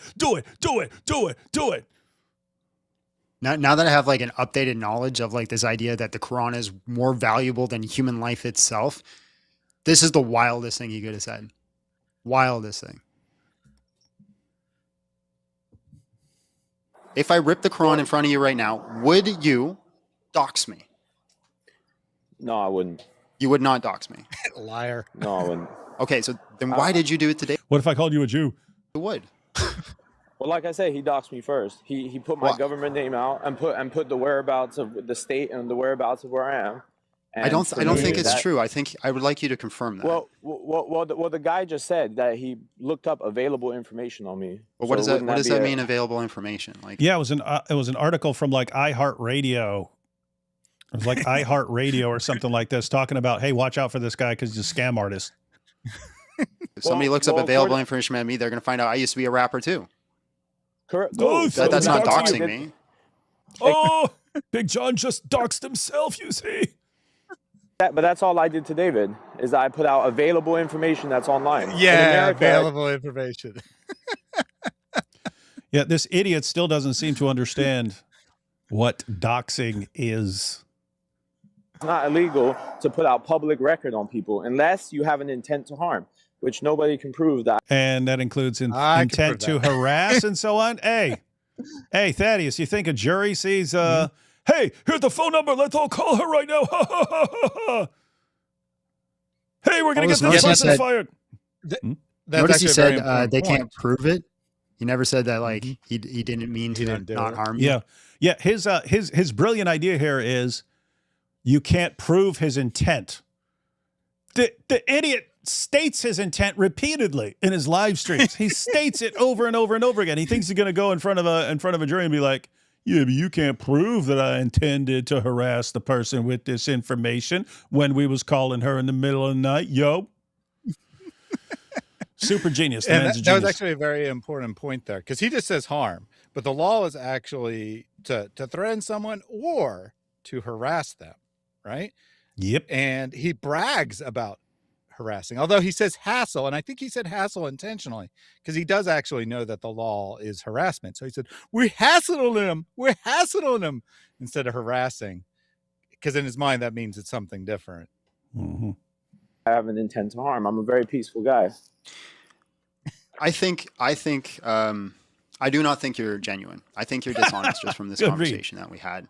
I think you're also because you're. I also think because you are. Isn't it amazing that like the guys who lie, and then you're like, I don't think you're very sincere here. Then they lose their minds. Like they get mad that you don't buy their lies, and they don't get mad at themselves for being compulsive liars. That's always just like fascinating. Like, hey, I'm sitting here lying. I'm the one doing something that's messed up, but the fact that you're not believing me because you can spot an obvious liar.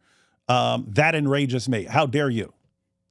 Wild stuff. Also, like some context too. Like I knew of Maleek, but I didn't know this story. I didn't know what was going on. Just this conversation is pretty much all I knew of him. And I just instantly picked up that this guy couldn't tell the truth to save his life. The dude's got issues. I do not think you're genuine. I think you're dishonest just from this conversation that we had. I think you're also because you're. I also think because you are willing to engage in like destructive behavior, where like your mentality is like, we could step into a ring and settle it with knives. So you're mad that I retaliated and defended myself? I think you're not a person I want to engage with because I think it's has always on the edge of not being safe. Huh. Well, we know Big John is better at reading people than Maleek ever has been. And so there's also more to it too. So my wife, when she was watching this, she went and started watching his live stream after I kicked him, and he went onto his live, and he was like starting to talk a whole bunch of stuff there, and then immediately he started talking about my wife as well, and started saying like, well, according to the Bible, based off my wife's interjection, we should cut off her hand. And so like this guy is not a stable person by any means, and so. I'm not associating. I'm not debating. I'm not doing any of these things. He is a pathetic little dork who thinks he's supposed to be he's supposed to be really important in life, and he's not. And he's got a couple people watch him on TikTok, and he still can't realize what a loser he is, and so he just lashes out when anyone points out what a loser he is. Take a couple super chats. Religion O Peace hates Jake for trying to make peace. He was trying, guys. Allah willed Maleek dip his rapping career. Yeah, that came up in the debate, John, where I was asking, did Allah will that the previous scriptures be corrupted? And the assessment seemed to be yes. And so Allah causes everything. So he even destroyed Maleek's rap career. Big John and David live together. That's true. Tell me how you feel, Big John Steele. Is that a saying? Tell me how you feel, Big John Steele. Oh yeah. It's my intro song. It's in there. Oh, nice. My doghouse joke was referencing Norm Macdonald's Professor of Logic joke. You really need to check it out, lol. Wait a minute. No, I know the doghouse joke. Professor of Logic talks to the Professor of Logic, and do you have a dog? Well, I assume you have a doghouse, and yeah, I know that one. Tell me to check out a Norm Macdonald joke. Maleek's touch is the reverse Midas touch. John Big Balls of Steel. Signing up to Big John because the Quran is from the devil. Glad he said it on his live. Will subscribe. Yeah, that will earn some subscribers here. Just keep it real. By the way, everyone, I got a link to Big John's channel in the description. You can click on that. Just keep it real. We will. Just keep it real, Big John Steele. D-Wood eats so many Quran, he poops in Arabic. Can we trick Maleek into leaking 1600 Pennsylvania Avenue for your new place? Yeah, probably could. He's dumb enough to fall for it. David, have you seen Ahmed ex-Muslim's post on YouTube supporting and praying for you while also explaining the danger he is in, plus indefinite break? God bless him. Keep him in your prayers, guys. No, I'll check that out. See, Big John put the Quran in the camel clutch. I expect you to know that reference, D-Wood. Yeah, the camel clutch was the Iron Sheik's finisher. I appreciate Big John's unambiguous, unequivocal smackdown. Yeah, that was pretty impressive. Yeah, he did very well. I liked it as well. Schön dich lebendig zu sehen. Gott segne und behüte dich. Good to see me alive. Please keep eyes on Iran. Yes, needs to happen. Who's more intelligent, Maleek or his prophet? Neither one could have room temperature IQ. Yeah, I don't have a lot of respects for Muhammad's IQ, but I think Muhammad's way smarter than Maleek. Obviously, he cares what others think of him and how he reacted to being called a Jew. Yeah, I don't care what people think. Hey, call me a Jew. I'll destroy everything. I'll destroy all of Dawah. Scams people to attend his show and starts all this because the watcher hurt his feelings. I don't care what people think of me, chat. Yeah. Mark 13:22, Matthew 17:15-20, 24:11, and 24:24. Proof of Muhammad in the Bible. I did a better job proving he's in the Bible than anyone in Dawah. Yes, those are all good references to Muhammad in the Bible. And wonder if IP brought them up because he's debating that. Maleek learned to use Google, so he is doxing happy. Yeah. Allah only made it appear Momo got al-zooted by only 30 when it was actually 900 because that's how many Qurans got wrecked by Maleek's doxing. It was a lot of Qurans. I'm not aware of anyone causing this much Quran desecration in the history of humanity. This will be his legacy. The article had Maleek's real last name, not the one he uses, but D-Wood had no idea that was in the article. Yeah, again, I mean, I had no idea he was not known as Dr. Maleek, the rapper, and so on, that he was like keeping these separate identities. Mossad's standards are in decline. This man is an imbecile. Yeah. Or he's a super genius and he's a good actor. I will working say for Mossad. That after attacking you and getting us to destroy a bunch of Qurans, he has gone back to attacking the Dawah scene. So it does actually fit, right? First he attacks the Dawah scene. Go after the Dawah guys. Then they get suspicious of him. So then he goes after you. And now that they're off his tail, he's back attacking the Dawah scene. Yeah, off his tail. Not in the Zut sense, but yeah, he attacks the Dawah guys, destroys them, exposes them. Then when they're like, hey, what's going on here? This guy a Mossad agent? Look, because I'll attack David, but only in a way that will cause massive Quran desecration. Come on, burn it, destroy more Quran, David. Yeah. Oh, okay. All right, now people get suspicious of me again. Hey, I'll attack Dawah again. Yeah. This guy's definitely not an agent. Maleek has a crush on John now. Moved on from God logic. He does get weirdly fixated on people who like destroy him. D Wood, take shahada. Lai, mo rasulallah. Two more real quick. Didn't Mossad Maleek claimed he had not received any calls, messages, nothing from Christians? Remember, he said Christians have no motion, but then he lied to Big John about Christian harassment. Oh yeah, he did say that. This is separate stuff. But he was saying, hey, look, we're doing all this stuff, and guess what? I'm doxing all the Christians aren't doing anything to threaten me. They're no threats to me in my DMC. Christians don't care. And he was using that as evidence that Christians don't really care about anything because they're not threatening him. But then he goes on, oh yes, they're harassing me and I'm so scared. Somebody should make a Maleek lying compilation. Oh yeah, that'd be good.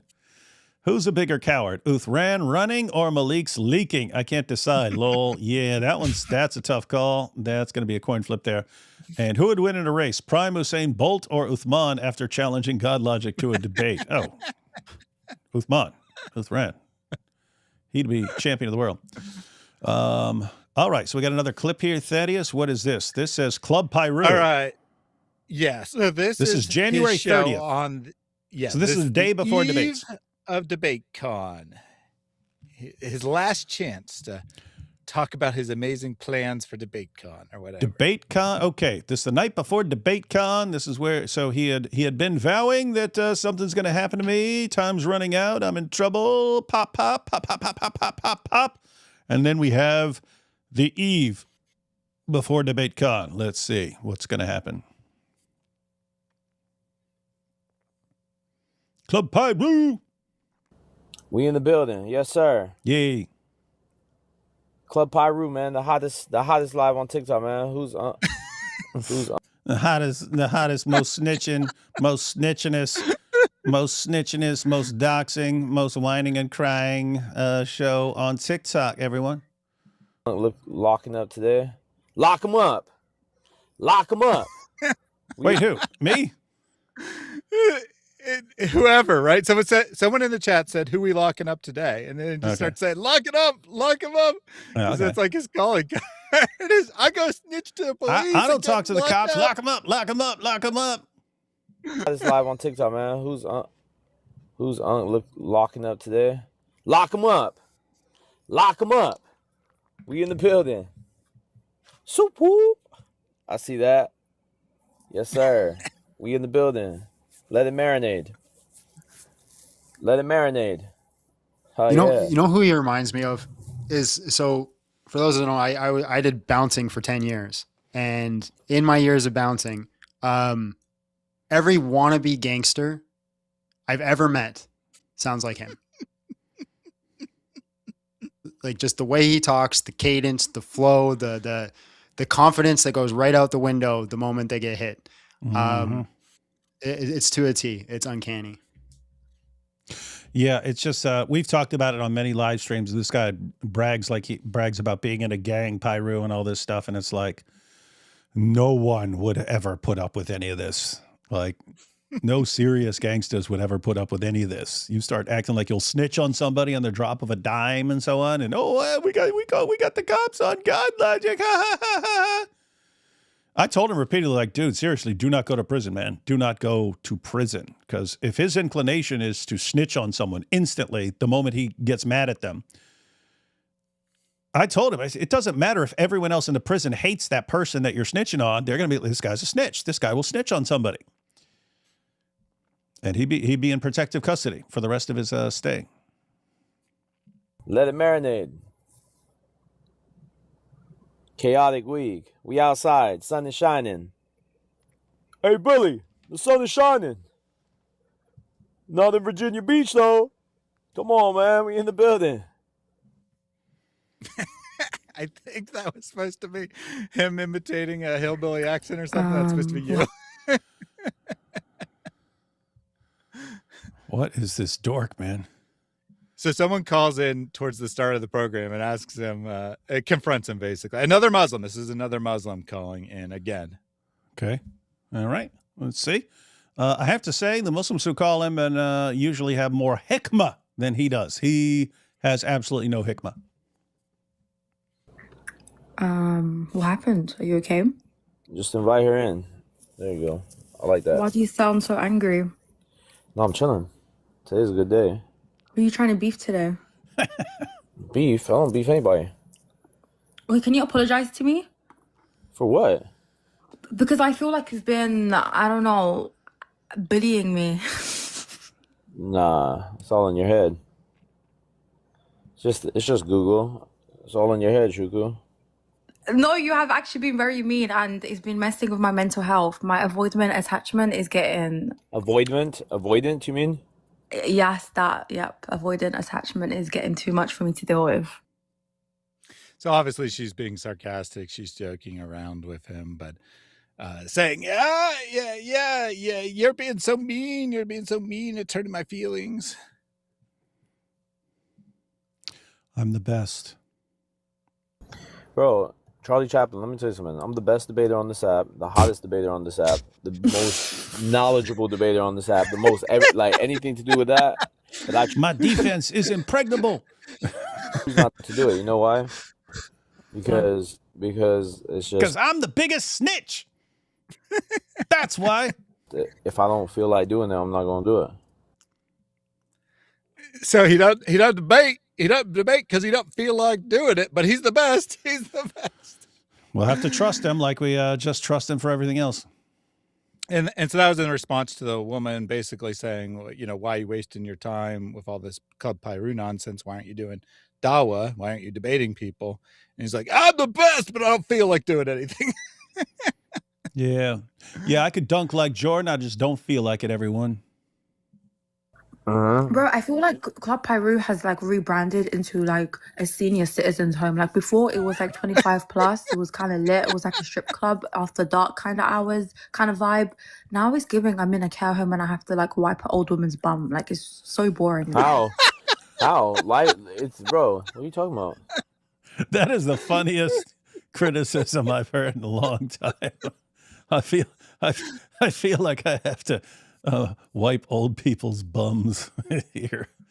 Wow. Because we have to be on our best behavior. We can't say this. We can't say that. Like, what the hell? What's going on? Because we're being audited by the IRS right now. We just, bro. Have you never been like dancing in the kitchen? Your dad walked in and you just pretend you were washing the dishes, and then until he left, then you went back to it. Bro, there's a lot of things Charlie Chaplin all the time. You don't know what's going on. Maleek, you definitely twerking. What's that? I just said all the time. That's like one of my biggest grievances in life is my dad catching me dancing in the kitchen. Yeah, I know.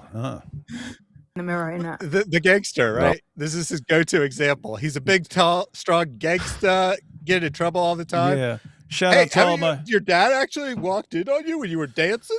Shout out to all the real OGs out there. You guys know what I'm talking about. You remember being in the kitchen, trying to dance, trying out the latest Kid and Play moves, and your dad walks in, and you're like, "Uh-oh, no, I was just tripped. I just tripped a little bit." Yeah, that's how it is with me on this show. Gangsta. Club Pyru. Bro, there's a lot of things Charlie Chaplin that you don't know that's going on. Maleek, you definitely twerk in the mirror, innit? No. You need to chill, She said he twerks in a mirror. She's roasting pretty hard. Hey, here at Club Pyru, we all know, when you be trying to twerk in the mirror and your dad walks in, catches you twerking in the mirror, and then he's like, "What are you doing, man? You ain't Megan Thee Stallion," and slaps you, man. It's like, yeah, don't let him catch you, man. Don't let him catch you. Club Pyru. But notice the gist of the conversation. I did mostly put it in because it was very funny. But notice the gist, right? That she's complaining that he's no longer, acting tough. He's like laying low, trying not to ruffle anyone's feathers anymore, which is very strange because he promised that he would dox one person for every page of the Quran that we ripped. I forgot about that. And then he doxed 3 people. Yeah. And then he's like, "I promise I'll do the rest later." And he's never gone back to it. Yeah. John, for context, Thaddeus picked out some clips and we were watching the clip and he said, Hey, Diddy Wood, for every page of the Quran you rip, I'm going to dox one more person. I go, Thaddeus, count them out. I pulled out a Quran. 1, 2, 3, 4, and just kept doing it. Until the entire Quran was empty. And I was like, you ain't going to catch up, man. You ain't going to catch up. David was moving. I heard. Let's make prayers for his family, chap. He's moving houses and stuff. What an unfortunate situation, man. Yeah.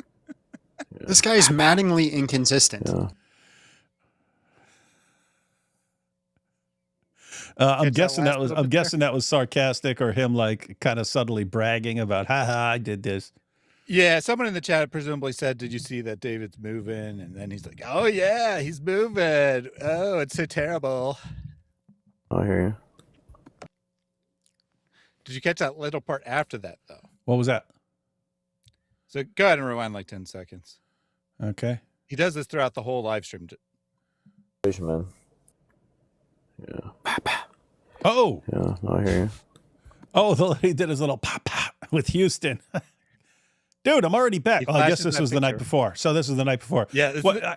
But that's actually important because he confronts you not in person, but over a live stream.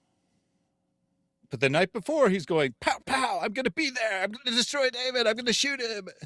Yeah, and I'm sitting there in the hotel lobby for hours, sitting on a couch in a Quran onesie. Anyone could have walked in there and blown my brains out. No one would have been quick enough to react. What happened to me? Nothing. It's like, dude, I mean, it's like the lying. You lie, but someone can find out very quickly that you're a liar. It's like, okay, with threats, oh, I'm going to kill you if you go to Houston. I'm going to kill you there. Like really hoping that I just won't show up or something like that. And then you see, he's scared. But then I do show up. You don't do anything. And like, what are your threats worth at this point? Mm-hmm. Do you think there's a possibility that all this is like intentional as an act to get like build clout? You think that's a possibility? Or do you I just find it hard to believe that this person actually exists. Like, what do you mean by build clout? Like he's pretending so that way people talk about him and his insanity. And so that way he like gets more famous and well known. I don't know. I mean, it's like famous for what? For being the biggest loser on the planet, the biggest dork on the planet, and like the worst rapper ever, and the biggest coward ever, and the guy who always goes after people's wives, and the guy who doxes, and the guy who snitches on everybody, and the guy who causes more Quran desecration than anyone else in history. It's like, what's your end game here, buddy? If he's not getting a check from Mossad, no one is.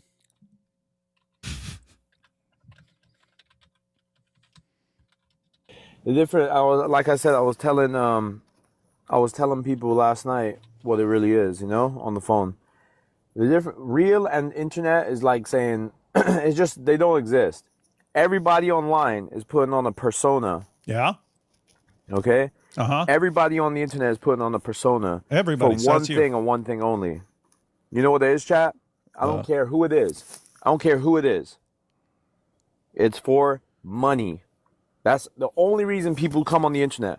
You get paid out of this, man? You get paid from this? How are you making money on here, though? Good job, Sir Dexter. Hold on.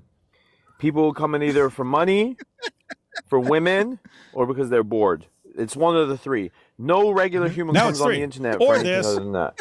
Or this, or that, or this, or that, or this. That's what he said. When people come for money, I was like, I don't know. I just sit there and watch clips of stupid movies. I'm not getting paid for that. It's like, or they're bored. But aren't those three categories like things that just people do in life in general? Either you're working to make some money, or you're trying to find a spouse, or you're doing something because you're bored. That's like for everything. Yeah. But he's definitely got the hikmah now. He shared all that powerful wisdom with the world. Now we know. Now we know. We were always wondering, hey, why do I click on this? Yeah, and so he's claiming Club Pyru is different. But notice the logic, right? Everyone who comes on the internet is looking for one of these three things. I'm a guy on the internet, but I'm not looking for any of those three things. Allegedly. So my point being, chat, by the way, this is Club Pyru, man. We in the building. Everybody's happy up in here. Hold on, what's this? Oh, yeah. Club Pyru. He just randomly keeps putting that up there. Pop. Yeah, I only put a couple of them, but he did it 6 or 8 times during the live stream. Yeah. So what the heck is Club Pyru?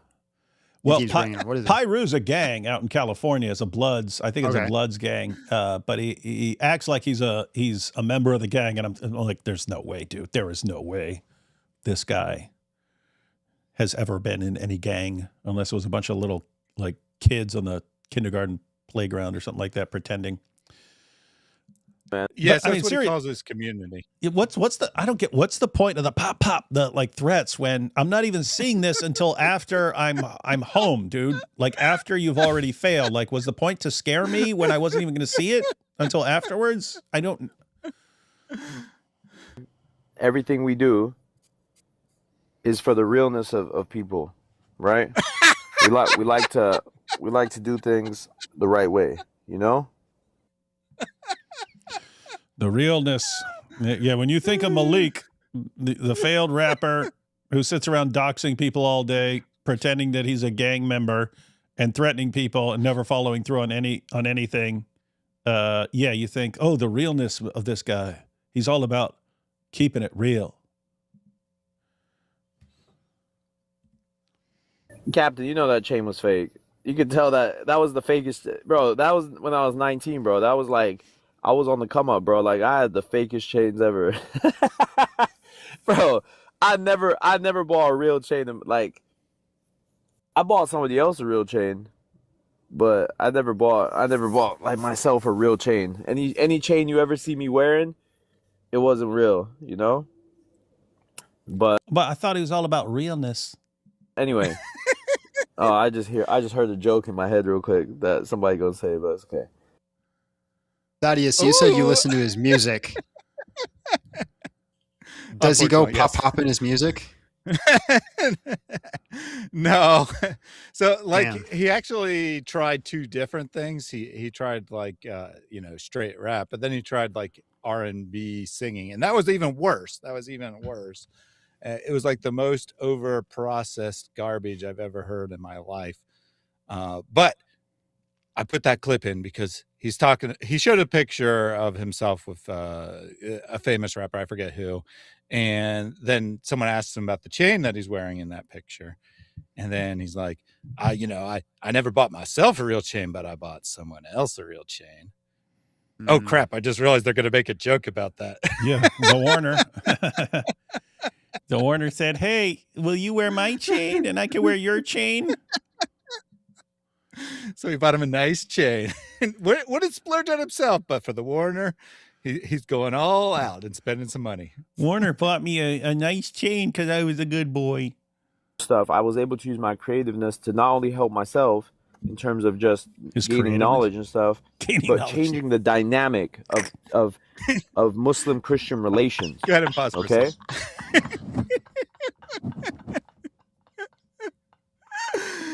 So he first talks about his amazing rap career. Now he's talking about his dawah career.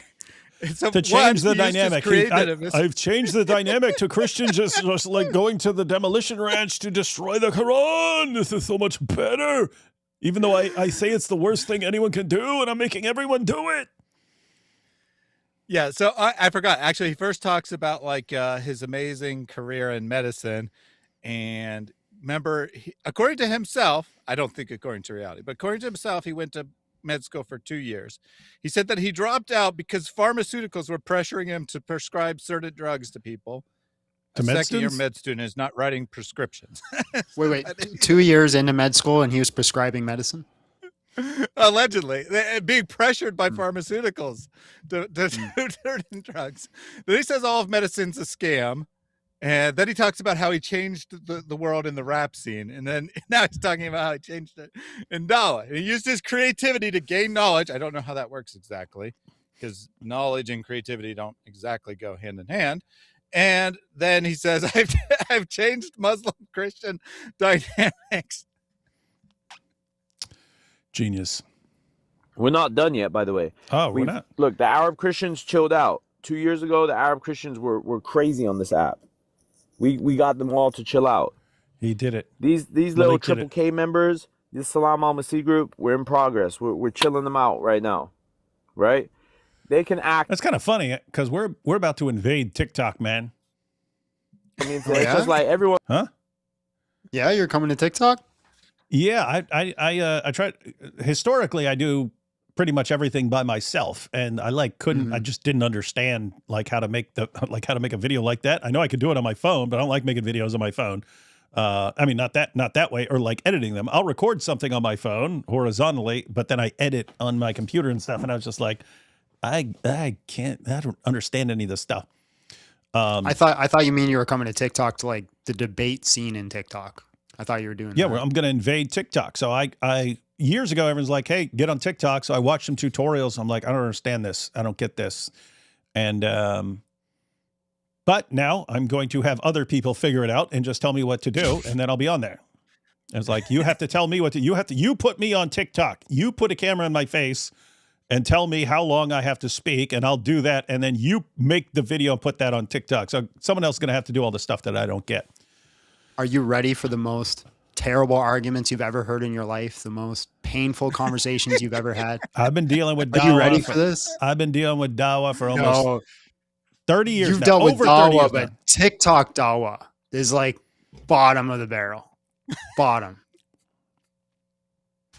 I've run into all sorts. I remember years ago, Muslims started arguing with me, sending me email messages. David, Muhammad Ali was the most famous athlete in the world, and he converted to Islam. So you have to show me an even more popular athlete, a more popular athlete than Muhammad Ali, or you have to admit that Islam is true and Christianity is false. It's like, what? Hey, my camera cut out. 1 second. You see, your camera cut out right when you talked about Muhammad Ali and my powerful dawah. This is the proof. I'm going to reboot this thing. I don't know why this cuts out. It's only when I'm streaming, too, as far as I know. Doesn't do this when I'm on other people's. Anyway. All right. Where were we? Shouts victory, bro. But these guys know the pressure. These guys know the pressure. We're making a change to where people are literally going to start. Like, yeah, you got these people burning Qurans and all that, right? Yeah. But it's short-lived. After people do it. No. After people do it, they see what... you don't get it, dude. Thaddeus, who was doing this? Who was doing this before hijab started going after people's wives? Literally, well, I mean, maybe an isolated protest. Yeah, you would have like someone in Europe or something like that, or you had Terry Jones who did it. But this was not a normal thing. This is not a normal way of responding to things. Now it's a normal way of responding to things. Mm-hmm. People just like, you said what? Oh, let me grab my Quran, man. He's like, oh, but it's gonna go away tomorrow. They're not gonna do it anymore. Oh, welcome to fantasy land, dude. Just like we stopped drawing Muhammad cartoons, right? Yep, never gonna happen again. It's all over. Charlie Hebdo, just short-lived. People drew Muhammad after Charlie Hebdo, but it was short-lived. It stopped. Oh, except that we put Muhammad art cartoons in our thumbnails, like half our videos. Mm-hmm. Keep in mind that was something that was a huge deal back in the day. Now it's just normal. Just normal. Ripping the was shocked the first time I did it after Muhammad, and I chew it up and spit out Surat Al-Fatiha. They all clipped that. They didn't show what led to it. They just, look, David has lost his mind and is eating the Quran. And then they sent that to every Christian apologist they could find. Do you disassociate with David? And so they all flipped out over it. Now I sit there eating the Quran almost every live stream. No one cares. It's becoming normal. But it's going to stop because Maleek's going to make it stop tomorrow. Good luck with that, bud. See what's up, you know?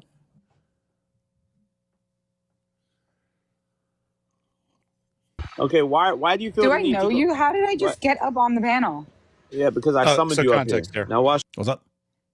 So this is another Muslim. For some reason, he got mad at her, and he kept. Apparently on TikTok, you can summon someone, so he kept summoning her through the whole stream. That's and then creepy. She finally joins and is like, "Why am I here? Why do you keep sending me these messages to come up on the panel or whatever?" So that's the context of this woman joining. Okay, why do you feel? Do I know you? How did I just get up on the panel? Yeah, because I summoned you up here. Now watch this, Janine. Why did you go on a Christian page and start talking crap about Muslims? Are you okay in the head? Why did I go on a Christian page? And you're gonna have to elaborate further. Yeah, you went on the Under the Feet of Jesus page, and you started mocking Muslims on the Under the Feet of Jesus page. Are you okay in the Can you head? show me what you mean by mocking? Yeah, you wrote, these aren't real Muslims, blah, blah, blah, blah. No, I think I specifically said these people do not represent all Muslims. Yeah, That's not why mocking. are you going on Christian panels that blaspheme and literally promote ripping the Quran and talk about, they don't represent Muslims? I pay my own cell phone bill and I can do whatever the fuck I want. Yeah, okay. And on the day of judgment, you know where those pay my own cell phone bill going to end up? Where? In hell. In hell. Where is it? Hey, Maleek, because you got a really serious, even according to Islam, you have a seriously screwed up moral compass. Maleek, who's in more trouble? You, the guy who knowingly and deliberately caused the biggest campaign of Quran desecration the world has ever seen and possibly will ever see. You have to stand before Allah, according to you. When Allah is going to bring that up. Or this woman who said, hey, these guys don't represent all Muslims, which is a totally true statement. I mean, he literally told me to rip the Quran. She's going on a page that's criticizing Maleek and saying, hey, this guy doesn't represent all Muslims. Some of us are nice people. Some of us are tolerant. And for that, he's been harassing her the whole stream, trying to get her to come up so that he could. And she's gonna be in trouble on Judgment Day for saying that about Maleek. Yep. Going to end up where? In hell. Where does it say that? She's gonna be in hell. Where does it say that in the Quran? Well, because you're allying with shut. Hey, I don't even know who. Hey, shut up! You've been on my panel so many times. You sit in my live all the time. You allying with the kuffar? Yeah, drop, little dimmy. Drop, you little dimmy. Yo, who's allying more with the kuffar than Maleek? Name anyone in history. Name any Muslim in history. Janine, just because you're 40 and single, don't come in here trying to do that stuff. Block her. Chat, block her off the live. Janine, may Allah curse you. May Allah curse you, Janine. When you hear that, he brings her on, and what started it? She criticized him. It's always about anyone who criticizes him, and you're even going to hell, and you're 40. Ha ha. Ha ha. You didn't die in your 20s. Ha ha. You made it to 40. Now block her. Yeah, how dare you come on my panel, as he's been summoning her the whole time. But yeah, block her. Up for herself. Why am I here? I don't want to be here. Why am I here? Because I summoned you. Now block her. Gosh, what a dork, man. This guy's crazy, man.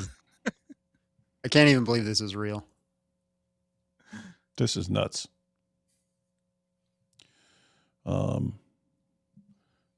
Take these real quick. I got one more little clip. I really hope no one forgets Maleek Sahih victim interview and chases that police report. Lying has consequences. Oh, yeah. That's a good one. Hey, Big John, what's your record in the octagon? Great to finally see some Canadian representation on the big stage. God bless you. 0-1. I only took one fight. I lost the doctor stoppage. We get cut? Yeah, eyebrow cut. They're like, you're bleeding too much, and then they stopped it. I could have kept going. It would have been fine. It was a bad stoppage, and that's like the consensus viewpoint, because the next fight after, the guy was like bleeding all over the cage and like opened up and then just kept it going. Well, Maleek is the world's worst spoken word poet. He's got credit. He's got credit for future doxes now. Yeah.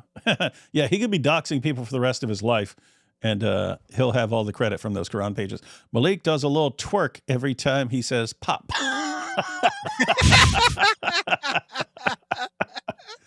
Oh yeah, he's in front of the mirror. He's in front of the mirror. See, we don't see what he's doing because he got something else. But like whenever he says pop pop, he puts Houston up there, but he's in the mirror going pop pop pop pop. Oh yeah. We need someone to make an AI of Maleek making it pop with the audio pop pop pop pop. D Wood, how can I best enlist in the army of Quran shredders? I want to serve alongside Private Jake in the greatest calling known to man. It's pretty easy. You take your phone and you record yourself doing something to the Quran. The way he says Chad is like addressing his wife. I didn't know we could LARP as a gangsta in 2026. Yeah. I got the music for TikTok dances. Lol. David's so old he thinks he's on TikTok when he says TikTok time to rock. Yeah, I'm already here. Love you. Love your thorough research and life story. Thank you for being brave. Hope the threats get you free rent both for your family and in Islamic heads. Yeah, Maleek is doing an awesome job funding people. I work for a school of medicine, one in California. Residents can prescribe. Oh, it says people can. Oh, really? Huh. Prescribe. That's concerning. That's pretty disturbing. That is concerning. Especially if it was someone as dumb as Dr. Maleek. Well, hold on a second, though. If they mean second year in residency, that's completely different than. Oh yeah, that's residence. Yeah, that's not being in. Yeah, that's not second year of med school. Oh right. Yeah, that would be different. Yeah, look. Yeah, so this says residents can prescribe in theories with 1 year. Yeah. So no one's saying that he was in residency. I actually agree with Maleek on this one. Cell phone bills will go to hell. And Maleek called logic, Dodd logic, and I said, keep saying that and your prophet can get it. He blocked me the whole life. Yeah, that sounds like something he would do. All right, one last clip. And what's the this one one? everyone wants to see? Oh, this the one. This the one where he was talking to me and to Jake and all these guys. Mm-hmm. Yeah. So obviously you've seen part of this because you were involved with part of it. I was there. You also get to see what they're saying. Yep. You also get to see what they're saying when you're not around. Yes, I do not know that. That's interesting. The smoke. Yo, D Wood.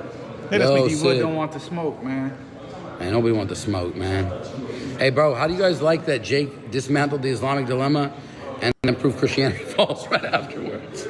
And Islam true, baby. And Islam true. Yo, did you hear AP's ridiculous? He didn't even respond to the prophecy, you missed it, bro. Hey, you better check it. You better check the transcript, bro.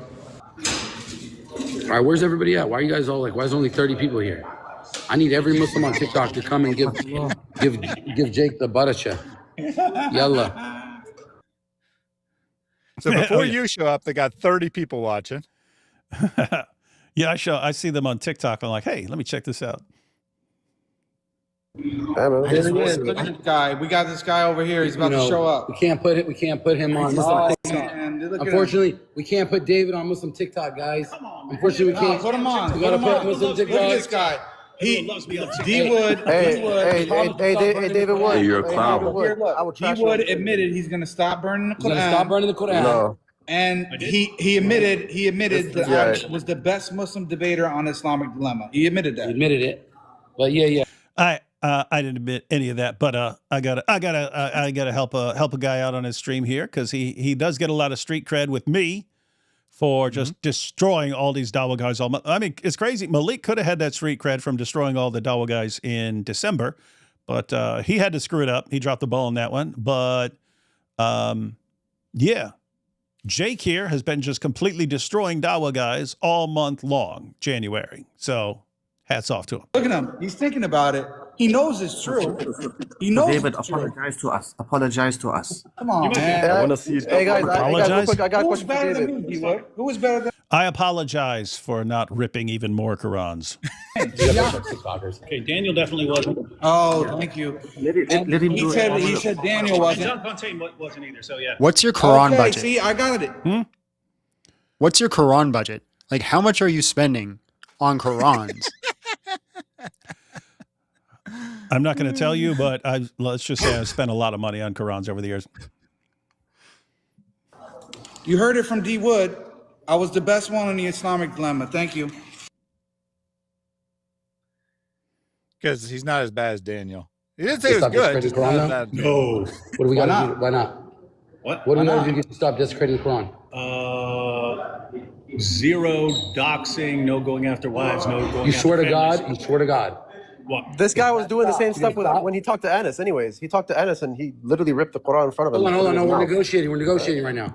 You gonna This stop? is a negotiation. This is a negotiation. We're having a fair negotiation. He can negotiate when he tells how he doesn't have 3 gods. What kind of apology? I don't know. We'll talk about it. I got to go grab something for someone. All right, we're gonna talk.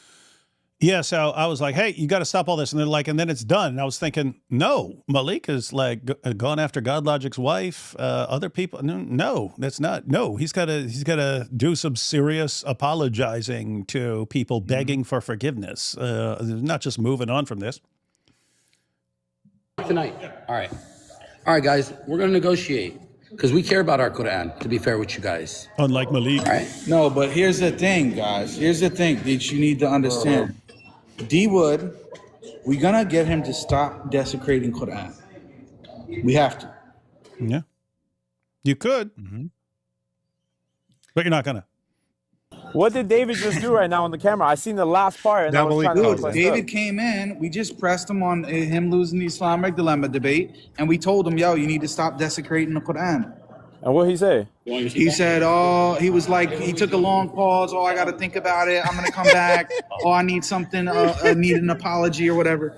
But bro, Maleek, that's not what happened at all. Where You is the immediately crew, said, dude? "No, We got no nobody way." here. I swear to God, James Coons earlier said how many Muslims are here. There was literally 2 people in the audience out of like 100. So you gave a criteria to stop it. You literally said the things you had to do. He talked about Quran desecration thing, and what the heck is that hat? It's like a yellow version of his red hat. It's kinda. But so get this, right? Jake's like, oh, David had to, he took a long pause and had to think about it. But you said, no way I'm stopping Quran desecration immediately. There was no long pause. And then they call out Maleek. They're like, you said there's going to be a big crowd here. You said you're going to bring people, and there's like 2 Muslims in the crowd.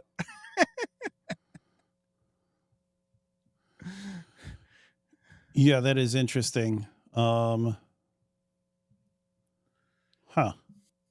I feel like that's a fair trade. Stop harassing people and I'll stop burning your Quran. Well, no, I did say you got to stop doxing, going after people's wives, no going after people's families. And then they said, that would be fine. And I said, and then I was walking away and I go, no, there's going to have to be some apologizing. Meaning from Maleek, not from other people, from Maleek. There's no moving on from Maleek, like just flat out lying and posting, again, taking a video of God Logic's wife auditioning for a show and telling everyone, taking clips and saying she's auditioning for porn and stuff like that. There's no, you gotta come out and acknowledge what a lying, evil scumbag you are and apologize and beg for forgiveness. What do you think the odds are you get that apology? That's the weird situation we're in. I'm never stopping until he meets some basic requirements. And so this just goes on forever, apparently. It'll get to a point. Other Muslims will make him stop. Other Muslims, even if he doesn't care, other Muslims will step in and say, "You're stopping this, dude. You're stopping. You're doing whatever it takes to stop this." And I'm not sure how that's going to go because he'll be like, "Well, I'll snitch on all of you." By the way, John, these guys are in this nightmare situation because in a normal situation, all the Dawa guys would jump on this guy and say, "Hey, stop this stuff right now. Stop this stuff right now." They'd be making videos that stop this stuff right now. They can't because he's got dirt on everybody and he'll expose everybody and they know it. And so they're actually terrified of him snitching on everybody. And so they can't call him out in the way they would need to get him to back down. And so they can't do anything about what he's doing. And so here we are, locked into this glorious year of 2026. This needs to be a reality TV show. Somebody's got to document this. Someone should do this as a reality show. Yeah, you mentioned somebody else. It's crazy here. What's up? So you won't have seen this part. You won't have seen this. But what's going to happen is Maleek is going to be arguing that it's okay to rip the Quran, basically. It's no big deal. Why they're going to be arguing, we got to make David stop no matter the consequences. He's going to be like, it's no big deal. It's no big deal. Wait, I thought it was worse. I thought it's worse than like Zionists killing poor kids. Well, because they want Maleek to back down and apologize. And he's like, no way, I'm not doing that. He asked if anybody wanted to. Oh, yeah. No, hold up. He said, he stood up after he mentioned Maleek and he said, is there anybody here who wants to? And he said it. I'm not going to say it on the live because it's going to get shut down. But Oh, he means in my that was in my debate. Statement, yeah. So in my opening statement of my debate, after talking about the threats, I said, "Does anyone want to come up here and saw my head off? Anybody?" Oh yeah, I remember that. Yeah. So you're gonna see that in the beginning of the debate in his opening statement, like the first 2 minutes, he mentioned you. And bro, I'm telling you, I was 5 feet away from the guy. He was visibly trembling, bro. He was nervous. The heck? I ain't gonna visibly trembling. What the heck? Well, fortunately, we got it on tape, everyone. We got it on tape. Even if you were visibly trembling, it could just be the fact that you're talking in front of a crowd. Like, that could just be the simple reason, not the fact that you're scared of Maleek. Hang on. Hang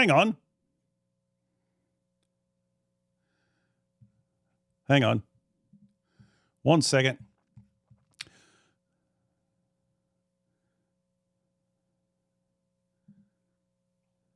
All right, let's see if this plays here.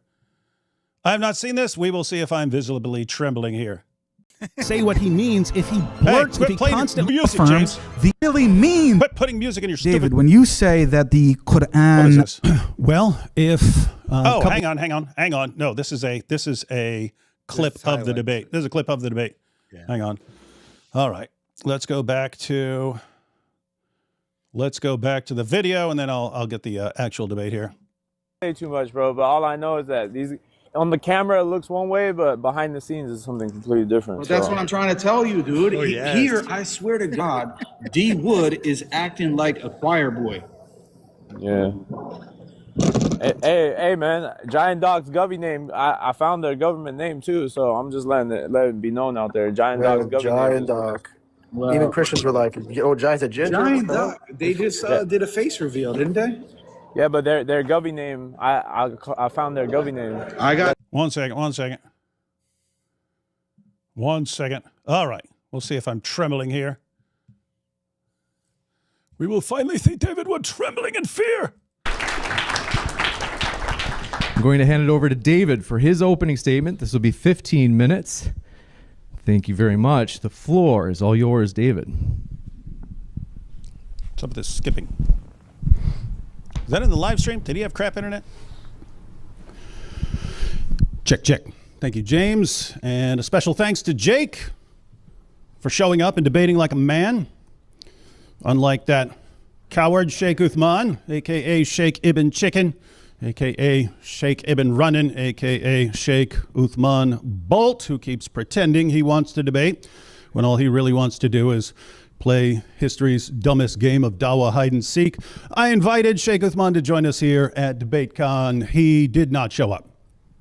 Speaking of people who didn't show up, let's talk about the elephant in the room. You've probably heard about the death threats from all the brave TikTok jihadis who promised to brutally murder me here in Houston, even though they already doxed me at my home address and could have faced me at home instead of bothering all you lovely people.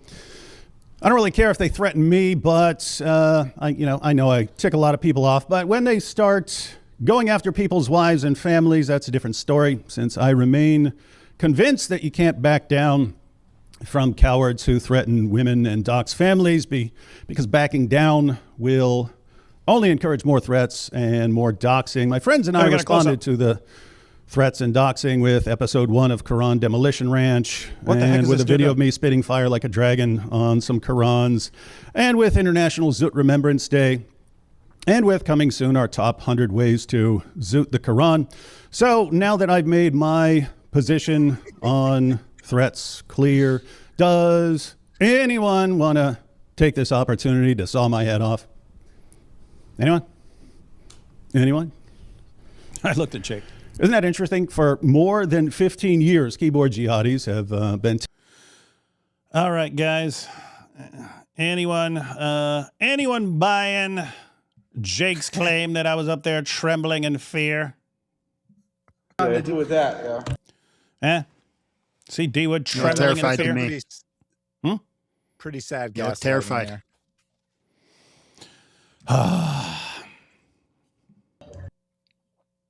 Intra-Muslim stuff. But listen, we don't have time for these intra-Muslim stuff. We trying to do something else right Jake's the king of inter-Muslim stuff, and Maleek is the other king of inter-Muslim stuff. And I don't mean in the Zut sense. I mean just like destroying Dawah. These are the two guys right here. This is no good time for it. These are two. This is like two of these two are on the Mount Rushmore, of destroying Dawah. Right now, and you guys playing some funny stuff. Hey, look, bro. I'll say that. Really quick. Hey, which other Muslims were willing to come out here to Texas and flex on anybody? Because yesterday, I sit in this lobby and I made salah and I called the adhan and I was waiting to see who's going to come and press up on me as a Muslim and say anything, and nobody said anything. Yeah, because you didn't do anything. We don't attack Muslims for no reason. Yeah, I was waiting for Christians to come and do something. What? No, who would want to do anything to you just because you don't even know who you are? Yeah, I didn't know who you were. I mean, I had heard the speaking Muslim before, but I didn't know until he was there who he was. Amir, Amir, show you. That's him right there, bro. He's trying to hide his Hey, Amir, why you being friendly with David Wood, bro? What's the deal, bro? You see in my lives all the time, bro. Hey, bro, I got 3 Muslim witnesses. Jake wasn't present, but 3 of them seen me pull a knife on them. How about that? Wait, what?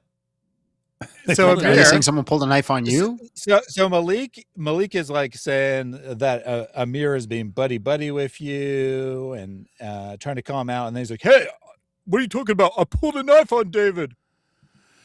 These guys are compulsive liars, man. They can't stop. No one pulled a knife on you, David? No, I mean, anyone could have done it, something behind my back, but I don't. I mean, does it really count? Hey, if I pull a knife on someone, but I'm like right here in my room, and I'm like, hey, I'm pulling this knife out on this guy. Ha ha! Look, I just pulled out a knife on Mike Winger. Does that count?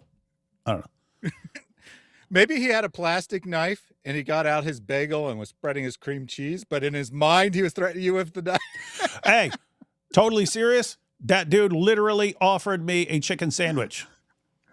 That dude, speaking Muslim. He's like, he opens it. He opens his whatever lunch he had there, and he goes, "Hey, I'm not going to eat this chicken sandwich. Anyone want it?" He goes, "Hey, David, if you want it, you can have it."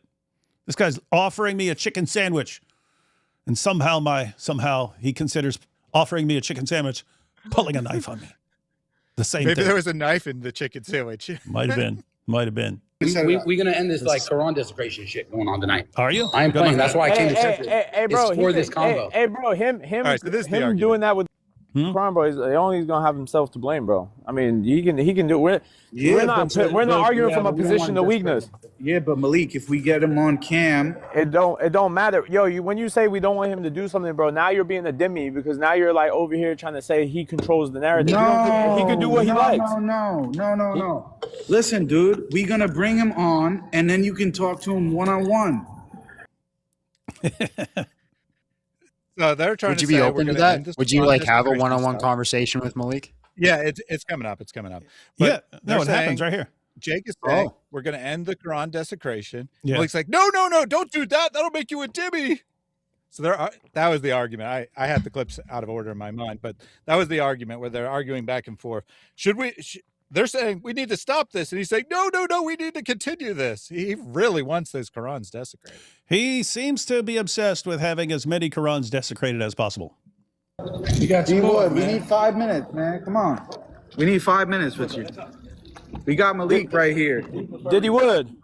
D-Wood. Look at me trembling. What's cracking? When's is that Alex behind you too? When's that pop coming, man? Looking for the pop. Hey, Diddy, I heard you were shaking the whole debate, man. Why you shaking? Why you shivering outside like that? Wait for the pop, man. I was so terrified. Okay, D-Wood, what do we have to do to... I remembered. I'm David. Hey, Mike Jones, why you sitting there holding on to his shoulder like that, bro? Why you hugging his shoulder with your head, man? You know how depth perception works? Come on, man. Why you going red in the face, IP? I'm over the camera. I'm not next to you even right now. Why you? Come on, man. Very gay. TikTok, bro. Always gonna talk about my face and everything. It's weird. It's creepy, man. I'm married. My live here, bro. TikTok. All right. So what do we got? D-Wood, hold up. Diddy, what's the business? I'm face to face right now, man. Come on. What's up? When are we gonna stop ripping the Quran? and eating it and burning it. And doing all that stuff. Hey, he can do as he likes, bro. It's all good. But we can. Mike, I don't know. I don't think Mike does. Come back. Hang out. Clean language. First, I have to finish completely destroying Maleek as a warning to any future. Hey, Diddy, you ain't destroying nothing. Hey, Diddy, move house first. Move house before you do that, yeah? Then we're all good. Yeah, that's what it said. That's so. Hey, Diddy, keep scamming your fans. Keep scamming your fans for money. Why are you talking to Jake? Talk to me. Look me in the eye. Stop being a coward. We're gonna have to come to some agreement. Hey, we're gonna have. Hey, listen. Nobody's gonna save you, David. David, nobody's gonna save you. David, nobody's gonna save you. David, nobody gonna save you, man. Hey, that armed security up in there is all you got. Hey, Maleek, I'm sitting in armed security, and I got a bigger crowd than you get on your live streams, man. Yeah, that was funny. All of a sudden I looked over and there were like 20 people recording on the cell phones behind here, on the other side of this. I'm like, I got a bigger crowd than you get in your live streams, and I'm in a hotel lobby. Hey, there's 300 people in here because of me, David. Oh yeah. Oh, because hey, why don't you stop? Why don't you stop? Hey, why don't you stop by? So remember, there was 30 people when they were just talking about the debate. You show up, they managed to get 300 watching. But Maleek says, it's because of me. It's because of me they're watching. Maleek had 30 people when it was him. Then D Wood shows up. All of a sudden, things go up tenfold. Yep. Why don't you stop buying subscribers on your YouTube so we can actually see how many fans you really got? Isn't that weird? I've been making videos for a year, buying subscribers. What the heck? Subscribers? Hey, subscribers. Hey, now you got the. Hey, look at this turkey guy behind you too. Hey, AP, come to the front of the camera, bro. Don't be scared. Come to the front. Hey, come over here. Come to the front. Hey, what happened to our rap battle, man? Are you gonna do a rap battle with me? Hey, I don't do that. I don't do that show business. I don't do that. I don't do that show business. I don't do that show business, bro. Hey, AP, listen. If you a man, bro, if you and David a man, come to California. Guys, think about this. Come to California. He's always, why don't you come? Dude, you said if we came to Houston, we're dead. And I show up in Houston and I'm, here I am. Oh, no, come, no, no, and come on here. His program. No, come here. Oh, nothing happened in California. Well, come to Antarctica. Come to Antarctica, yeah, and see what happens to you. You'll get cold. You'll get cold. Yeah, gangsta, pyro, club pyro. On his program, he literally said he was going to buy a plane ticket and come to Houston. And then, oh, you can't touch me, David. I'm not afraid of you. You can't do nothing against me because I'm calling into the show and not confronting you in person. It's the same thing with like Sheikh Uthman, right? Like, hey, you challenge, I'm here. We'll see you and we will debate. And then people do it. And he's like, oh, no, I'm running. Both of y'all come. I'm coming y'all to your face. You said you were coming to Houston. Come to Cali. Yeah, just come to Cali. Houston. Why are we come to Cali. We're busy. Come to Cali. They want to have to face a real man. Just come to Cali. You three. Hey, listen, you three. You said Jake was boring last night. Hey, David, was boring. David, you can't tell me to pull up and then. IP, was that boring today though? At least was that boring? Yo, David. Yo, David. David. Hey, hold on, Jake. Hey, David. Hey, David, you can't bring armed security and say pull up. Maleek said you were boring. David, you can't bring armed security and say show up, bro. Your man, who you snitching on? Hey, David, aren't you 50? Stop snitching, David, aren't you 50 with a bunch of debt? What's going on with that, bro? Stop snitching on everybody, man. Yeah? Hey, David, how's your wife doing? She good? Oh, she's great, man. Yeah, she good? Oh, yeah. Yeah? Yeah. What's her name? Maria? Marie? Yeah. She's good? Yeah, you left her in good arms? Whoa, how did you know that? Whoa, look at this. You left her with Giant Dog? You left her with Giant Doc at the crib? Hey, you know the rules? Hey, he's over here laughing. I'm gonna go grab a Quran. Hold on. No, you're not. Yeah, no, you're not. Go grab it. No, you're not. Hey, Steve, hold the camera. Hold the camera. Run it up right now. Not on my watch. Why he scared? He's going upstairs, bro. He's going upstairs, bro. Hey, David, if you a man, come do it in front of Jake and speaking right now. David? Come do it. You hear it? He's trying to get me to do it. Huh? Yeah, they're like, Jake and Speaking Muslim like, no, please don't do that. Please don't do that. And then Maleek's like, yeah, do it in front of my face. And he's not even there. What a freak. Do it in front of their faces because they actually show up to places unlike me. The secondhand embarrassment, though. That's so cringe. Because he made death threats, modern day debate had to get extra security because they're responsible. I can't show up because you got security there. That was his excuse, right? You can't tell me to pull up. When he made the threat, first of all, you didn't tell him to do anything. Yeah, he made a threat. So James got... You secured me. Pathetic. Pretty lame. So did you end up ripping the Quran? Or are we going to see that? There's more coming up. Yeah, so before this, I was talking to some Muslims there who were actually super cool. Like really cool Muslims. They didn't complain anything about the Quran stuff. They didn't complain they were even hanging out with me when I had the Quran onesie on. But we're talking like philosophy. We're talking like determinism and libertarianism and stuff like this. And because we got into a discussion over the cross-examination on Allah's will and whether Allah decides what human beings do and so on. And so what we were hanging out for hours and so on. And then, so I didn't want to tick off people who got nothing to do with this. But when I was walking down there, it's like, all right, if Jake or Speaking Muslim or anyone who's actually there, like says, don't do this or else, or threats or something like that, pages are going to start to fly. But if they're just cool, I'm not going to try and tick off the Muslims who are getting along until this thing happened. Yeah, fair. Wait, so you left. You had to go upstairs, and so now they turn the camera and they just start attacking. Yeah, and these two guys were at the table where we're all hanging out. Yep, but this is just some random guy, right? And he's actually going to get roasted. Maleek is going to get roasted even by this random guy. But hey, this dude's smart. This dude on the camera, that guy's smart. That guy knows his stuff, and so super sharp, super quick. So Christ say that you can't rip a Quran. He said to judge righteously, right? Doesn't the Bible say judge righteously? Okay, if you're judging righteously on somebody that's ripping the Bible, what's the judgment?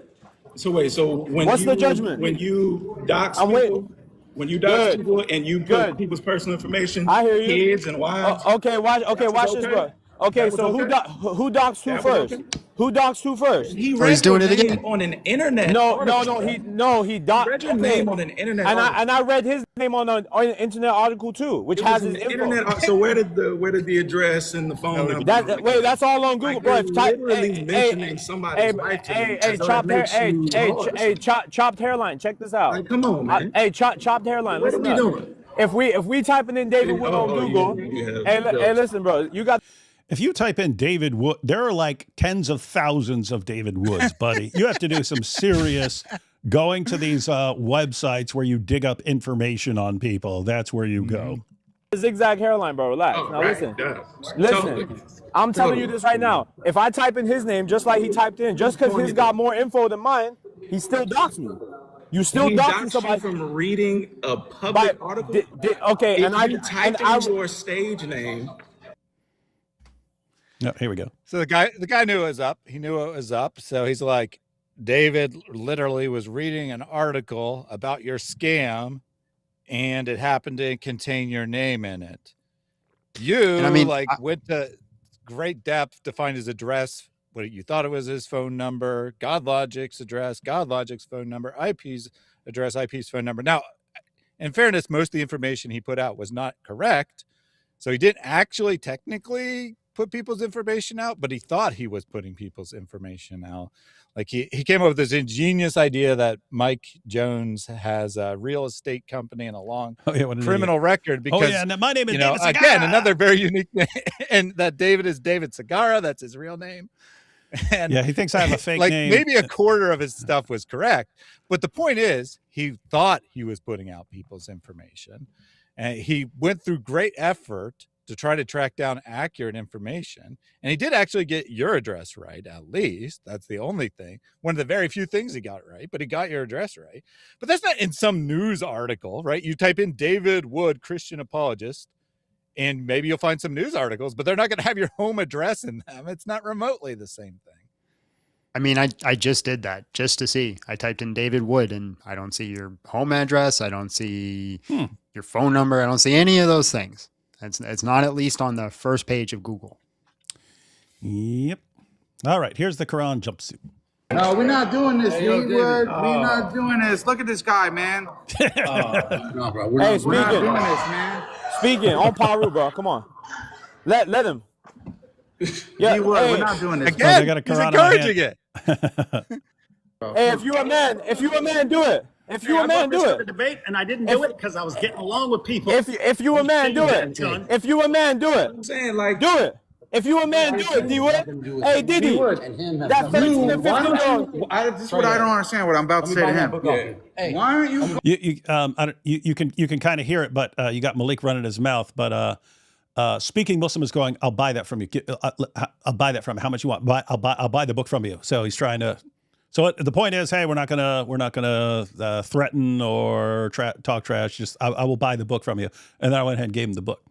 One-on-one at him, but you're incorporating all other people when you do that. Hey, Diddy, if you're a man, do it.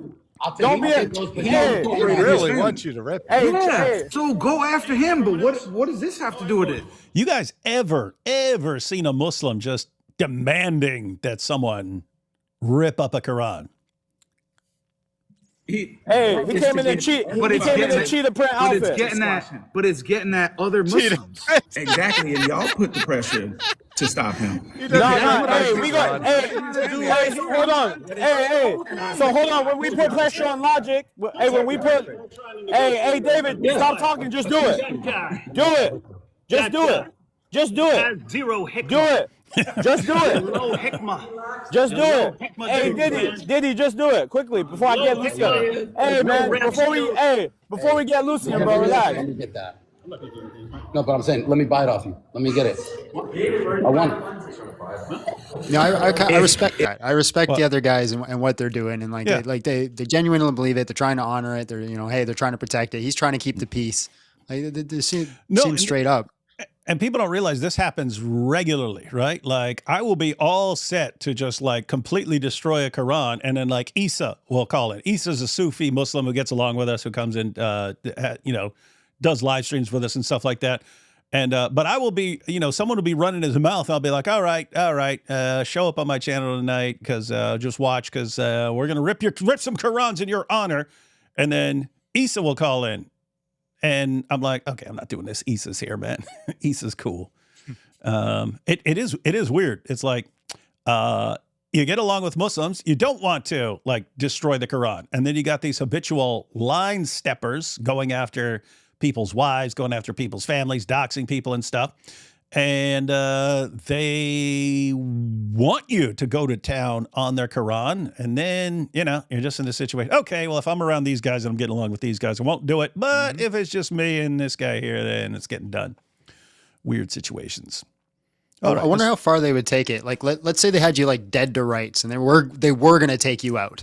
And if you just picked up the Quran in a lighter, they'd be like, oh, whoa, back up, guys. Let's let him out. Like, I wonder if they would take it that far. Only one way to find out. Let's see what happens. He gives in to his threats. I want it. Thank you very much.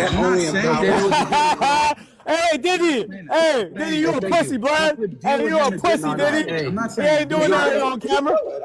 I'm not saying this is the only way to do it. That's just what he's doing. They're both like, shut up, Maleek. What is wrong with you?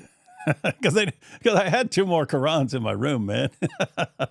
Guys, I brought multiple Arabic Qurans in case someone shows up and is running their mouth at me.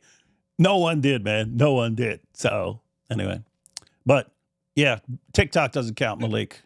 Not when you don't show up. David, the worst enemy of Islam, respects the Quran more than Maleek does. Weird situation, man.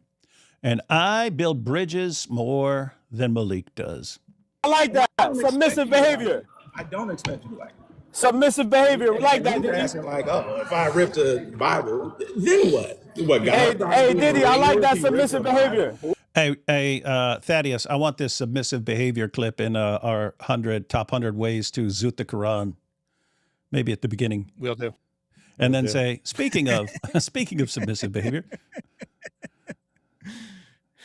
Let's see. Almost done here. Let's see. Oh, D Wood is over here, bro. He's posing. He's doing the photo shoot. Hey, D Wood, stop snitching. Stop going over there snitching, bro. Hey, who you over there snitching, whispering to? People coming up to me, getting pictures with me. Come back over here. No one would have even seen this. Come back over here, man. Get ready for phase 2. Come back over here. Hey, Diddy Wood, stop crying and collecting money. Hey, stop crying and collecting money. Hey, Diddy, stop crying and collecting money. Crying and collecting money, Diddy Wood. What I'm trying to say is these guys should both stop. I agree with you, like that. Hey, he started.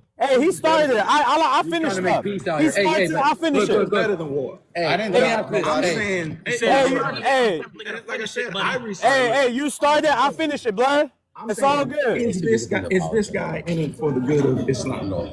Yeah, of course I am. Of course I am. Hold on. Let me holler him. I'm not good for Islam.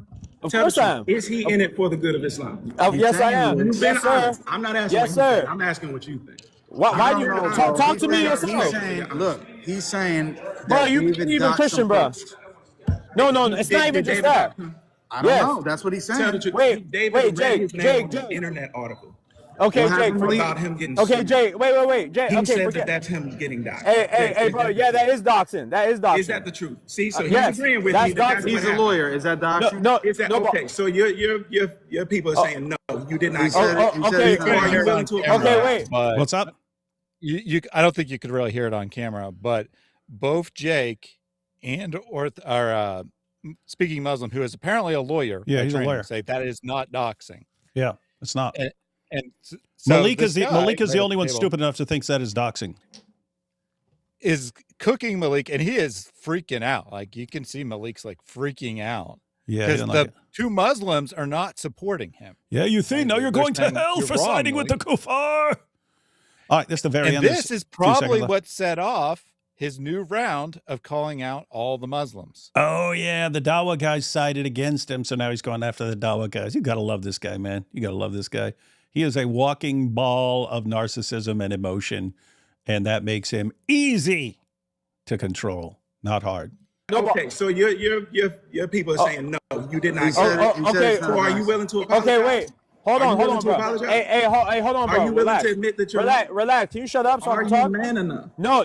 Are you man enough? In front of my face, you wouldn't say nothing. You get your ass beat. In real life, you get your ass beat, bro. So shut up with all that tough talk. Guys, that dude that he was talking is my size. I'm 6'3". He was, matter of fact, he was slightly bigger. Yeah. So his chances against Maleek, 99%. 99%. And notice how cool that guy at the table was. Like Maleek tried to race bait him. He tried to use the Bible against him. He tried to get the Muslims against him. That's what they do. They go down a list. I'll try this. Oh, it doesn't work. I'll try this. It doesn't work. Oh, I'll try this. It doesn't work. I'll try this. It doesn't work. And then, I don't know what works. And then Maleek is freaking out. He's like, "Oh well, I don't say it to my face, or I'll beat you up." Right? So he's like totally lost control. It's pretty pathetic. All right, Big John, what are your thoughts on this? Now that you're a little more up to date. We've done tons of live streams going through endless stuff, but. Well, me and my wife have been complaining that we don't have any TV shows to watch, so this is really entertaining. But he's absolutely insane, man. Like, there's no reason that this man should be acting like this. I don't think it's real. I think it's an act. Like, I just can't believe it. It's wild. That's Maleek in a nutshell. Hey, let's check these super chats here. It's interesting. We got some people we got someone who watched the debate with IP. The IP versus Orthodox Muslim, that's Orthodox debate just ended, and Orthodox Muslim got baked like some pork chops. He asked for the debate topic, but didn't have 1 point for his topic. Wow, that sounds like Orthodox. I was thinking that was going to happen. IP studied their arguments before walking in there. That's what he always does. That's what IP is a machine at. He is a research machine. Every time they work so hard for celebrity converts, it bites them in the butts, not in the zoot sense. Yep. Sneeko, talking about Sneeko probably. Bloods have really fallen. We went from Suge Knight and Def Row to Maleek and Def Slow Club Pyru. The smoke detector beeps.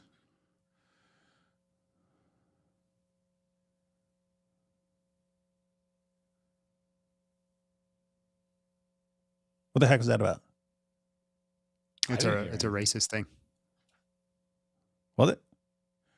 Yeah, it's common like idea that black people don't change their smoke detector alarm. Yeah. Dizzle, if pulling out a knife doesn't count when behind the back, then does that mean the old Zoot story didn't count? Possibly. I'm sure that's going to be the next Dawa argument. I'm starting to believe that Maleek works for our prophet Dawood, WWE Dawa. Yeah, he works for me. He either knows it or he doesn't know it, but either way, he works for me. This should cover what I charge to subscribe. Paste. Quran, no, do not talk about wives. Please, Maleek. No. Please, Maleek. Please, Maleek, stop. He's coming. Eric from Ohio had a farm. E-I-E-I-O, pow, pow. So check out your brother in Christ's new video that he does the Quran reacts to Maleek. And then Eric takes care of that, puts the Quran down at the end. Why Maleek wears Pennington Bears yellow hat. Pennington Bears. I was actually thinking it was like the guy in Curious George, who's usually just called the man with the yellow hat. That's what it reminded me of. Dr. Wood, I've been watching you for many years. I recently got out of the Army after serving 8 years in the 82nd Airborne as an infantry combat medic and have free time. I would love to help you with your security problem. Interesting. Well, let me know where you're at. Are you guys going to respond to Naomi Armstrong's video about you? That is what I was talking to you before we started. David. Oh, that's the chick who made a response to us. Yes. Okay. Yep. Yeah, we'll see what everyone wants to do. Yes, we will respond. I'm not sure which channel, but I heard she focused more on Elle, so we'll let Elle decide which channel she wants to do it on, but yeah, we'll react to that. He keeps saying to do it, you have permission. I know. I just know what's coming, and so no rush. Maleek is a special kind of stupid. Oh, yeah. He's the king of being stupid. And last one here. By the way, David, the 5th season of The Boys will release on April 8th, as you told me to remind you a year and a half ago, so you could do a video on the anti-Christian sentiment in a certain episode of that show. Oh, yeah. Okay. When is that? April 8th. No, it was in the first season, and there's this speech. There's this speech about God and Christianity that I want to respond to, but I always wanted to do it like when The Boys is trending or something like that. So we'll see. I'm also guessing there's going to be a copyright issue and stuff like that, but as long as it doesn't get it taken down. Some copyrights get taken down. Some, they just, they tell you and then they run ads for the other person. I have no problem with that. But sometimes I actually know if they include a clip of this, and it's more likely, it's like extremely common with songs. Like you post even 10 seconds of a song or something like that, they'll take your stuff down. But also with TV shows and movies. But we'll see what happens. Oh, speaking of debates, hang on. Let's click here. Last thing we'll check out. We're going to check out. These are the comments. These are the comments from my debate with Jake. Let's see. So that's DebateCon. Not in a zoot sense. Maybe it'll get old, but not today. Jake doesn't know what Jake was saying. It's so funny. Every Muslim claims the Quran is clear, but each one gives a different interpretation of the Quran to argue their point. That is correct. They're all giving different responses. Good. Cousin marriage IQ strikes again. Jake with a crazy move of using a verse about violently subjugating people of other religions to try to win a debate is wild. Why do you need to subjugate someone to believe in your law? Because otherwise nobody would believe it. David, the Quran confirms the Torah and the gospel while also contradicting them. Jake, but the Quran contradicts the Torah and the gospel. Defending the Quran with jizya was a mistake. Deny the Bible, contradict Allah. Accept the Bible, contradict Islam. Pick one. David Wood gets doxxed, threatened, still shows up like a boss, demolishes his opponent, disappears. Giga Chad. Oh, by the way, the Islamic dilemma is unbeatable. The fact that Muslim channels are doing damage control is telling. The Quran incoherently contradicts itself. Agreed. Jake, according to D. Wood. No, Jake, it's according to the Quran. Let's just say no one converted to Islam based on Jake's argument. Without lies, Islam dies. In which Muslim country can a debate like this take place? To summarize the two sides, the Quran confirms the Bible, the Quran contradicts the Bible. I don't feel like clicking on stuff right now. Plays history's dumbest game of dawah hide and seek. The Islamic dilemma is unbeatable. Internet is the death of Islam. The coping and lying from Muslims in the comment section is hilarious. Long live the Islamic dilemma. Ladies and gentlemen, 40 generations of first cousin marriage. Jake started really well. Then they turned his mic on. After watching this video with an open mind, it's made me even more certain Islam is fiction. So basically, Jake's argument is if the Quran affirms the previous scriptures, then why does it contradict the previous scriptures? That's what we're wondering, Jake. That's the entire point. I'm making my prediction before watching it. Jake the Mutta magician gets humiliated. Jake Broncatella also didn't. How far do we have to go down before we find someone supporting Jake here? Because he didn't. Jake Broncatella, also known as Jake the Muslim metaphysician, also known as Jake the Muslim who changed his name because he realized he didn't know anything about metaphysics. The fact you made this free after keeping it. That's about James putting it up. Ex-Muslim now. Currently catechumen in the Orthodox, no, catechumen in the Orthodox Church, thank God. Jake spent a lot of time insisting that he was winning the debate instead of actually, winning the debate. First cousin marriage leads to low IQ. Thank you, Jesus, for protecting D. Wood. Ban Islam in the U.S. government trying to take over. Stand behind Sheikh David Wood, 100%. No intended. Is there an Islamic dilemma? Yes, but the real dilemma is why are there still Muslims after the internet destroyed Islam? Christians of culture will meet again. It was such a pleasure to attend this debate. So happy it was close to where I live. Had to take advantage of that opportunity. Thank you for bringing this to us. Did Jake seriously go to the fish market in the beginning and pull out a red herring argument? What a joke. Win Christianity, glory to God in the highest. Why do I was seriously thinking I didn't know I'd have to go down this far for.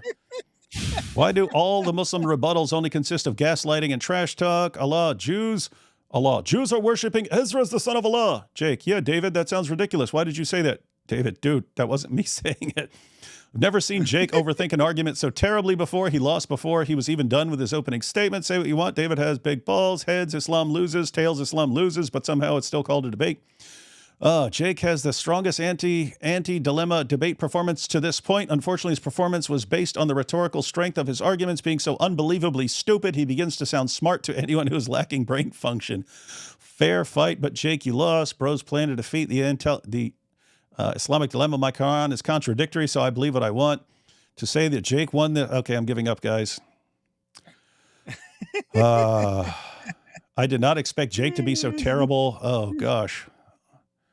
I can't believe I left Christianity, went to Islam. I got all caught up in monotheism, but now I'm back to knowing and understanding. Okay. All right, guys. I give up. I give up trying to find a comment supporting Jake in that debate. That's just add. But he cooked you. We saw in the live stream. He cooked you, and he proved Islam's true in his second debate. Is it true Christians? Because he said Christians went up to him after the debate and said that like he was right. Is that true? It's true that he said it. No one has any reason to think that it actually happened. I mean, think everything he was saying. David has agreed to this. David has said this. He's just making stuff up left and right. So, well, did you notice how excited he was when you said that he did a better job than Daniel? That's what he really cared about. Yeah. Which, in fairness, he probably did. I mean, Daniel's performance was the most pathetic thing I've ever seen in my entire life. So I'd say objectively, Jake did better than Daniel. Pretty weird, wild stuff. All right, guys, any last thoughts here? I got my new TV show. That's all I got. We got pretty Maleek, powerful stuff. The failed doctor or failed med student, I should say, or maybe pre-med student. I'm not even convinced. He went to med school, but the failed rapper, failed singer, but he has finally found his calling, and his calling is encouraging everyone to rip up Qurans. He is very good at that. It's pretty weird, wild stuff. This is going to be a bad year, guys. This is going to be a bad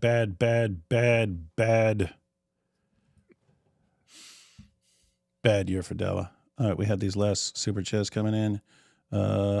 Wood, 1 Corinthians 2:4, debating using only human intellect and words is not Jesus' best. Lay hands and see healings manifest. No, stop misapplying scripture.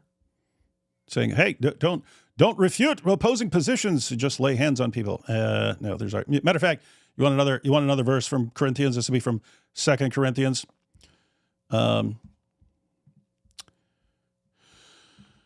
The weapons we fight with are not the weapons of the world. On the contrary, they have divine power to demolish strongholds. We demolish arguments and every pretension that sets itself up against the knowledge of God, and we take captive every thought to make it obedient to Christ. We demolish arguments. Based. Maleek is a 1990 LL Cool J wannabe in that hat. Yeah, that does look like an LL Cool J. I'm in Dallas, Texas. This is my wife's account. My name is Ken Hawkins. I would only need travel expense, not thousands of dollars. Reminder to check Ahmed ex-Muslim post when you can. I will. I just made Dawa songs on my channel. That's good to know. Nice. Zut to the Dawa dudes. Here's a little extra cash for the move. Thank you. Everything helps. UC. Awesome stuff. All right, everyone. We'll have more coming up here because Dr. Maleek likes the drama, and we like him for liking the drama. Awesome show. Welcome to the Maleek Dawa show, everyone. All right, thanks, everyone, for watching, and catch you all next time. And be sure to follow Big John Steele. Link is in the description box. Check it out.